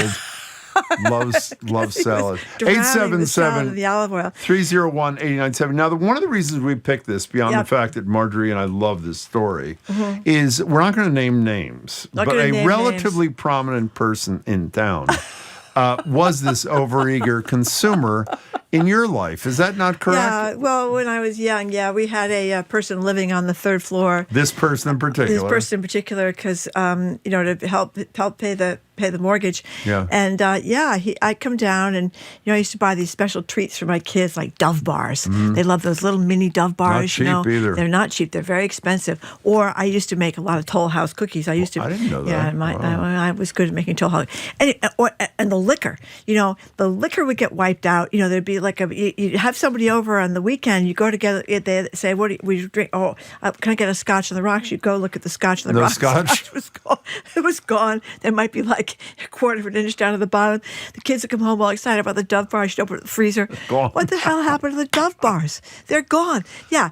Ate me out of house and home. Everybody would know this person's name, by the way, I'm if not we gonna were to say it mention on the it. air, but we're not going to say it on the air. Great guy. I love him to pieces. Wonderful guy. But he kind of overindulged. So at my house. 877-301-8970. Who's the a-hole? The couple, now, by the way, they invited the guy to stay, and they did say just to eat all the food that will expire. He went a little beyond that. That's right. They and were ate talking everything in the about house. like the yogurt or maybe something like that would go bad while they were away for 17 days. And he did take care of the dog. Yeah. That was the exchange. You can stay in our house and take care of the But dog. you read what he was thinking of eating the dog. He's from Springfield, It's like he's a Ohio. dog so and he I'm thought, alive. Okay, so Marjorie, before we get to the calls at 877-301-8970 is our number. Who is the a-hole? Well, I think there's no question that the person that's eating all the food is the a-hole. What do you mean there's no question? Well, okay. Go ahead. You say. Okay. I know keep why going. you think this. Because you've probably done this. They let you in. All bets are off. I mean, I'm serious. The notion that you can invite someone to stay in your house and say you can only eat the food that's going to expire when you have all this other great stuff. You have peanut butter and jelly. You have a huge vat of Costco olive oil. Yeah, You have go high wild. quality, whatever they are, supplements. The supplements, that's right. Okay, so you believe obviously the a-hole is the guy who ate everything and didn't pay for it. I would say without question, although you could argue that I am an all arguing. bets are off thing, and you could also say that the people might have put their foot down. But what would they do? Clean out the house before they went away for 17 days? First of all, the guy obviously was hungry, and he had. No, I'm serious. And he had a housing problem, a housing affordability problem. The food was there. And let me tell you, someone... You apparently did this. You see this thing? Who? I guess Bertie Sanders. There was a whole article written about Bertie Sanders was a hippie rummaging through somebody's refrigerator when he was a young whippersnapper up there in Vermont. You've never had this experience, and I want to explain. Of eating everybody's food in their house? I want you to listen to this You're supposed carefully. to replace it. When you are in a particular, like a closed space, and there's lots of attractive food, there are moments, I can speak from personal experience, where you feel like it is beckoning to you. It's calling you. Saying, come eat me. Eat me. Eat me. That's the fly. I think it's the fly. Jim. Thank you, John. Correct. Confirmed there was the fly. In any case, we want to know who's the a-hole here. 877-301-8970. By the way, if you think I'm being facetious, I am not. My view is you put them in there, there's all this food, you eat the food. I mean, it is what it is. And in fairness, at the end, he should probably try to compensate for him. But he's down on his luck right now, and that's the end of the story. 877-301-8970 is the name of. Somebody wants to know if this was sent in by Jerry Seinfeld regarding Kramer. Don't we have a bit of sound? We do actually have that sound. Yeah, we have some sound from Kramer. Why don't you play it? Okay, here's the solution to the dilemma, as presented by Kramer to Jerry Seinfeld in a 1996, an old one, episode of Seinfeld. Here it is. I got it. Got one. Got the answer, Jerry. Refrigerator problem is solved. Oh, it's no problem. You can take whatever you want. Oh, I will, but now I'm accountable. All right, I take what I want here, and I write it down, and then I put it in the bowl. Sort of a mooching inventory. No. Not mooching. Because at the end of the week, you add them all up, and you give me the bill. Like it. 877-301-8970. Let's take some calls. Peter in Wenham, thank you for calling. Hey, Peter. Hi. Hi. And in 1992, I had a roommate who kept stealing all of my food. He would eat everything. So one night, I decided to get revenge, and I baked some chocolate brownies, and I filled them with chocolate X-Lax. Oh, and no! I hid them. My defense, I hid them. I didn't give them to him, but he found them, and he stole them. But this is where the revenge comes in. I hid every piece of paper in the house, toilet paper, napkins, paper towels. And at 3:30 in the morning, he comes pounding on my door, butt cheeks clenched, writhing all over the place, begging me for toilet paper. By the way, hey, Peter, that's a great story. Raise your right hand. Is that true or no? That's absolute true story. And What in a fact, man. he took some for this was in Jacksonville. He took some for his ride back to Colorado the next day, and word is he's still driving. He's still trying to make it to the next rest stop. Well, true or not, it's a great story. Peter, thank you so much for the call. We appreciate it. 877-301-8970. Margaret has got a point. Margaret in What'd she Waltham. say? She says, have you experienced the cost of kenneling your dog for 20 days? That's an excellent point. The food cost is nothing compared to that. That is This a is very really, good I should have point. come up with that. It's an That's right. He excellent point. deserved to eat all the food, Margaret. No question about it. What would you do? I mean, you don't eat, obviously, nearly as much as I do. It would be hard. It would be hard Okay, to eat fine. nearly Thank you, as much Margaret. as you do. You're staying in somebody's house. Yeah. You've dealt with all the soon-to-be expired food that you were permitted to eat. I think, what are you going to do to the other food staring at you? You're not going to eat it? No, I think you might eat it, but I think you might replace it. No, he's down on his luck. That was the whole point. I'm serious. That's why he's staying at the house. It's because he was having a tough time. Well, I just don't think you wipe everything out, especially the guys' supplements. What's creatine? Creatine? Oh, that's something they advertise like Protein? at 3 a.m. on the radio. Collagen? Yeah, it's something. Yeah, I guess he had a lot of supplements. And plus, he destroyed a ceramic pan. He didn't replace Well, that let's either. not get into that. That was an accident. Dottie from Newton, who do you think is Hello, the jerk Dottie. What's here? up? Yeah, I think the people who live in the house are the a-holes. Oh, good. Why? Go ahead. Hate everything. Why? You pay $40 an hour for somebody to walk your dog. Oh, here we go again. Good. And if you're going to board a dog, it costs a fortune. I don't think it's possible for whoever ate all the food to have equaled what it would have cost to have somebody walk and feed your dog and care for him, or board your dog as what he could possibly eat. I think it's very. I just don't think they're looking at the whole picture. Dottie, that is a brilliant phone call, I have to say, and thoughtful, expansive, all the things that needed to be. Dottie, thank you very much for the cold. What do you think about that, Marge? Does that temper your position the cost a little of bit? boarding the dog is good. $40 an hour to walk a dog in Newton. I think a lot of people should be racing over to Newton right now. I don't think it's much cheaper anywhere. Maybe from 25 something. Yeah, it's a lot of money. Wow. Dogs are really expensive. So, and the other thing that Marjorie raised, which you've not raised on the air, is, maybe you did. How do you consume in 20 days a large vat of olive oil from... You ever see that food show? What was the food show? John must know this too. What was the food show where the guy, it was one of those food things where you eat as much as you can. People where the guy, uses for olive oil? He became like a Turkish wrestler. And when you're a Turkish or some kind of wrestler, you cover yourself in olive oil? In olive oil. No, literally every portion of your body is spread in olive oil. I did not know that. It is, yeah. Well, didn't Arnold Schwarzenegger do that? No, seriously, when they're wrestling, they sort of slide off each other kind of thing. There's a sexual component, I think, to it. A small, modest sexual component. It's very asexual. No, it actually wasn't asexual, this is Marjorie, despite... Yeah, I didn't know you knew this much about wrestling and olive oil. And Andrew, what was that guy's name? It's like eat till you croak kind of thing. One of those, all those television shows before Bourdain changed everything. Andrew Dice Clay? No, not Andrew Dice Clay. Okay, we'll figure it out. Stephen in a car, what's your deal? Hi there. I think that the first time, long time, by the way. Thank you a lot. You're a delight when I'm driving to work. Oh, you're so nice. Yes, I think the previous caller hit the nail on the head with dog. This is dog behavior. I live with my ex of a long time, but we're now friendly roommates. That's great. But he does the same thing. Eats up food, doesn't replace it. This has been a problem for many years. And he gets around it by using all of the mayo except for like 1 tablespoon. And since I didn't use it up, I didn't technically use it up, okay? Well, what the hell are you going to do with a tablespoon with the mayo?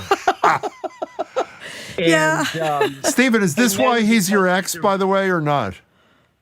Yes. Okay. But Go ahead. This was going on for the 17 years that we were together. I got it. Okay. And he also is an engineer. And engineers use the word engineer to lay down the trump card for anything, whether you're moving a dresser or anything else. I'm the engineer. And so the other part you get is he'll do calculations. Oh, okay. Well, I used exactly 7/10 of something. So that means that I only owe you this much. For 3/10. Well, you know the good thing, Stephen, we can tell in your voice, the tone of your voice, you've really gotten over it very well. You've really moved on. That is cheaper than my therapist. That's right.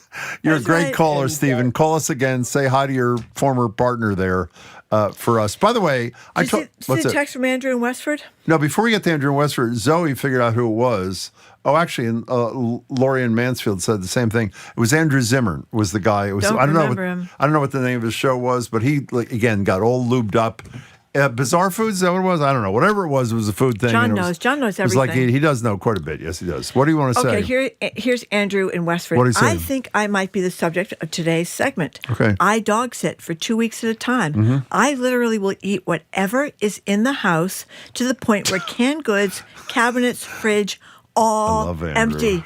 I'll even use the laundry detergent and the toothpaste. Then again, no one has ever said anything, but don't leave any wine within my grasp. That is if you wish to see it again. So there you go. He feels he's entitled. Dog sitting for 2 weeks at a time. You are right. That's very expensive, isn't it? The dog sitting thing. That's by the way, they're all right who are saying that, but that's too rational. Even if there were not a dog that was being taken care of, you'd let the person stay in your house. Get over it. And what are they supposed to do? It is there. And it's really, even you who are not a huge eater, if you see something in a refrigerator, let's say it's not your refrigerator, and it is really appealing. What's your favorite? I don't even know. What is your favorite food? Peanut butter. Okay, peanut butter. How pathetic is that? I mean, really? Okay, so you haven't had Teddy's. You haven't had Teddy's in a while. You're at someone's house, smooth or and you open the crunchy. refrigerator of their house, and there's a jar of Teddy's staring at you. You're not going to take some of that? Of course you are. I mean, really. I might, under duress, you take a spoonful of peanut butter. If I was really hungry and it was in the refrigerator, I would do that. But I wouldn't do it at the office. You don't want to do that at the office. Now, here is an anonymous texter who says, Harriet Heineman here. Jim, you can use up all of my olive oil if you know what I mean. Not talking about this. You know, we have got to find Harriet Heineman. Well, Nicole, who is a genius, our coworker, is looking for it. We are very happy. She probably changed her name by now, maybe several times. Both names, maybe. Yeah, it could be. Okay, yeah. Let's go to Nick in Hartford. Hi, Nick. What's your deal here? Hey there. First of all, Jim, I just want to know, what trauma have you been through that you ascribe? You have, such vampire logic to this, where if someone's, merely invited past a door frame, they're, entitled to your life. Otherwise, they're so kind. I don't understand Nick, we're all wondering here at GBH what exactly is the trauma that Jim has gone through. Food. I'm like an addict, practically. Yeah, that He's is a food addict. Yeah, but continue, Nick. You're doing quite well. Go ahead. Beyond that, though, I'm curious as to what age these people are, because I'm in my mid-30s, and I feel like people my age are usually pretty good about kind of just laying down ground rules for what they can or can't afford and what they're willing or not to share. Yeah. But at the end of the day, I feel like both host and guest should probably aim to be the best one they can be, respectively. And I think a general rule of thumb is if you tell your friends what you've done or what your hang-up is, they shouldn't have to tell you you're being unreasonable or ridiculous. So I admit that the guest, to me, sounds like the person at fault. And how are they doing it? They're clearly bringing in Tupperware, bringing it home. That's clearly it. But yeah, probably. I think at the end of the day, let them have a little bit. But if you're a guest, you really don't want to overstay your welcome, and that certainly is what they've done. Can I tell you, that was one of the finest calls in quite a bit. And that was excellent from beginning to end. Clear analysis. Nick, thank you very much. And by the way, it does. We don't know, by the way, how old they are. Yeah, we don't know how old they are. But I mean, you've probably talked about this with your kids, where people, especially when they're living with 3 or 4 roommates, everybody's got their food labeled in the refrigerator, and people get this is a source of endless conflict among the roommates if somebody eats somebody else's well-marked. I have told them that, but what I've also done, which I don't think I've even told you this before, what I've done with both my daughters is I always, when I know they're going somewhere, I always give them little resealable baggies to take with them and tell them if they encounter anything that I might be interested in, just shove it right in that little baggie, seal it up tight so it stays fresh, and then bring it to me whenever I see you next. Is the 877, what's the number? 877-301-8970. Control room is where all of our coworkers work during the show. Control room consensus is eat the food, maybe. Is the entire BPR team the problem? Well, that maybe. We do get people bringing us food. We get wonderful food, especially if we're at the library. People bring us food and these delightful little gifts of food, or actually food from restaurants. Yeah. When Jim had a real scam going when he used to do his Boston Public Radio show. This is Boston Public Radio. What was your TV show? Greater Boston. Greater That was called Greater Boston. Yeah, he had a real scam going.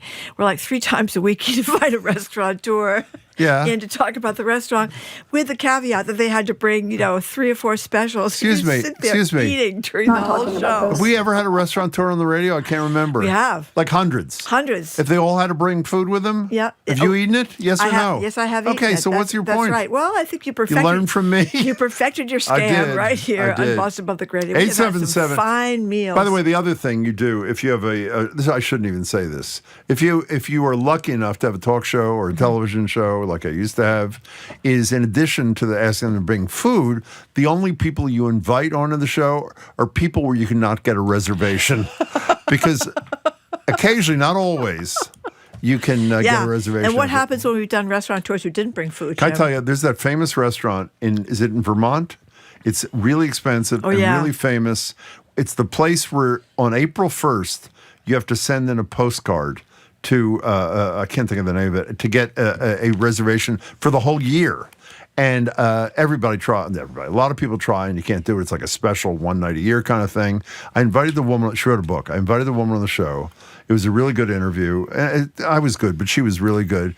And I said to her at the end and on the show, I've really tried to get in. I haven't been able to. And I paused, assuming she says, "Oh, just text me." And I still haven't been. So did she bring you doesn't always food? work. What? Did she bring you food? No. And let me just say, did not bring you food. What I said to my coworkers at the end of that, she is dead to me. That's what I.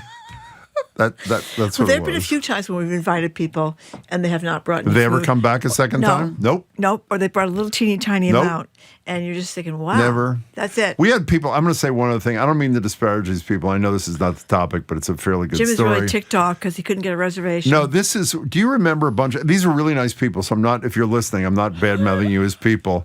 We had these. We were complaining about we didn't think vegetarian food was easy to make, and we'd be more vegetarian if it was easier to make. Remember, you don't even remember this. We had I two do vegetarians on, remember this. a husband and wife, and they forgot to bring food, so they went to the 7-Eleven or Star Market, and bought like a chunk of cheese Yeah, it was horrible. and a head of lettuce. And, really? Really? I remember that. That was awful. Okay. Oh my God! Listen to this. From a texter, I'm guessing this is why Jim has never been invited to Jared's place or many other places I don't either. get invited a lot of Okay, I'm going to places. mispronounce this name. I apologize in advance. Deucecape. Is that a Are we Deucecape? close? Hi. Are they there? It's probably because we're getting the name wrong. Yes. Hi. Oh, How do sorry. you say your name? Yes. Deuce PK. Deuce PK. We were close. It's actually a beautiful name. Hi, Deucecape. Nice to have you. What's up? No, thank you. I had the experience of my mother had invited us over to my sister's house. Yeah. And when we arrived, without knowing we weren't invited, the house was cleaned out. There was not even a grain of rice in any of the cupboards. And I was like, wow. I told my sister, I was like, wow, this is how you guys live? You guys eat out every day? What she did is she cleaned out the house. There was no food. We bought all the food, and then they ate it. And I was like, wow, that's an interesting way to say, welcome to my house. Wow, that is really. So you talking to these people anymore or no? Well, that's my sister. But you know what? We had a family reunion. We resolved our differences, and then ever since then, I'm coming over her house. She comes to my house. The house is full of food. So That's a beautiful end to a story. That is a lovely Deuce PK. ending. That is beautiful. Restores my faith. Call us again. Thank in you very humanity. much. That's really Now, so the contention Jared is will understand something about this because you guys have gone out on these expeditions together to see plays and so forth. We have.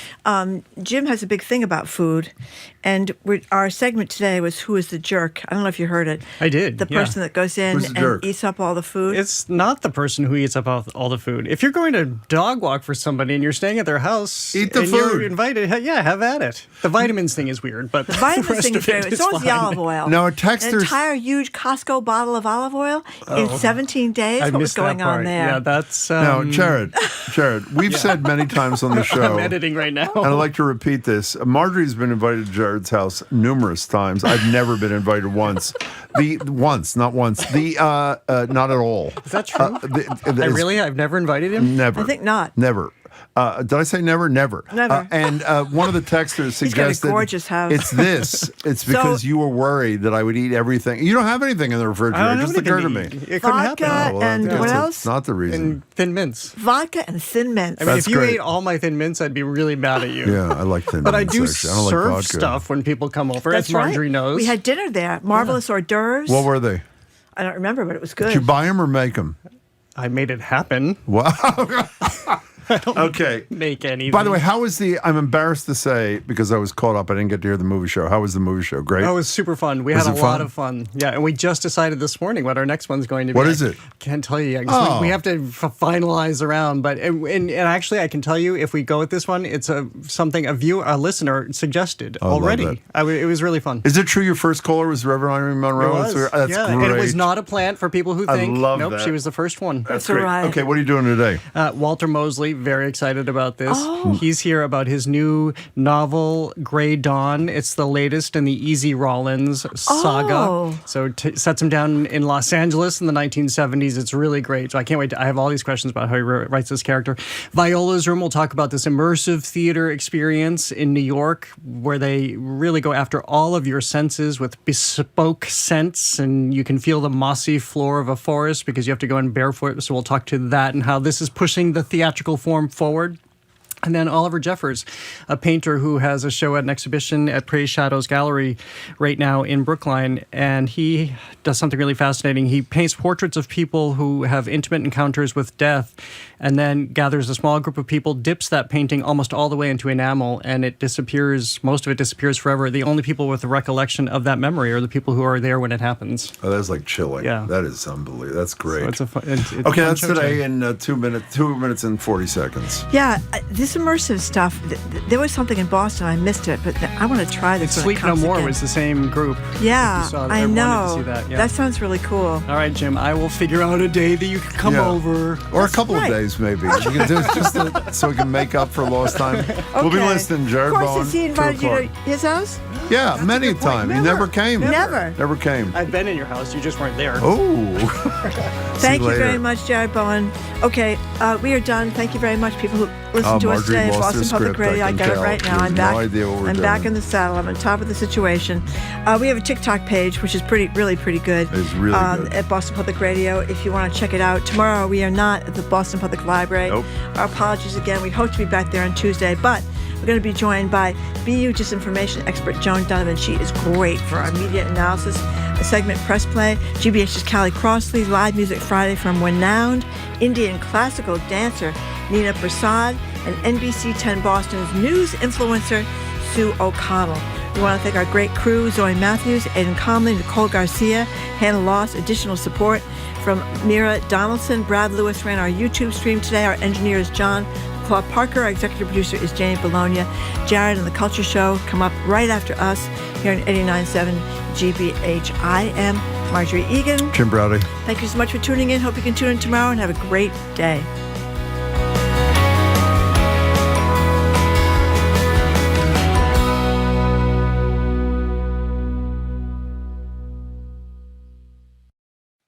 What's trending? What's interesting? What's going on around town? We're talking all things arts and culture on The Culture Show, next on GBH 89.7. Funding for our programs comes from you. And SNH craftsmanship and technical expertise to build spaces that work, and professional management to guide you through the process. shconstruction.com. Great Performances spotlights how Black Missouri native Grace Bumbry overcame racial discrimination and became the toast of the 1960s international opera scene. Watch The Magic of Grace Bumbry tomorrow at 9 on GBH2. You're listening to 89.7 WGBH HD1 Boston. Online at gbhnews.org.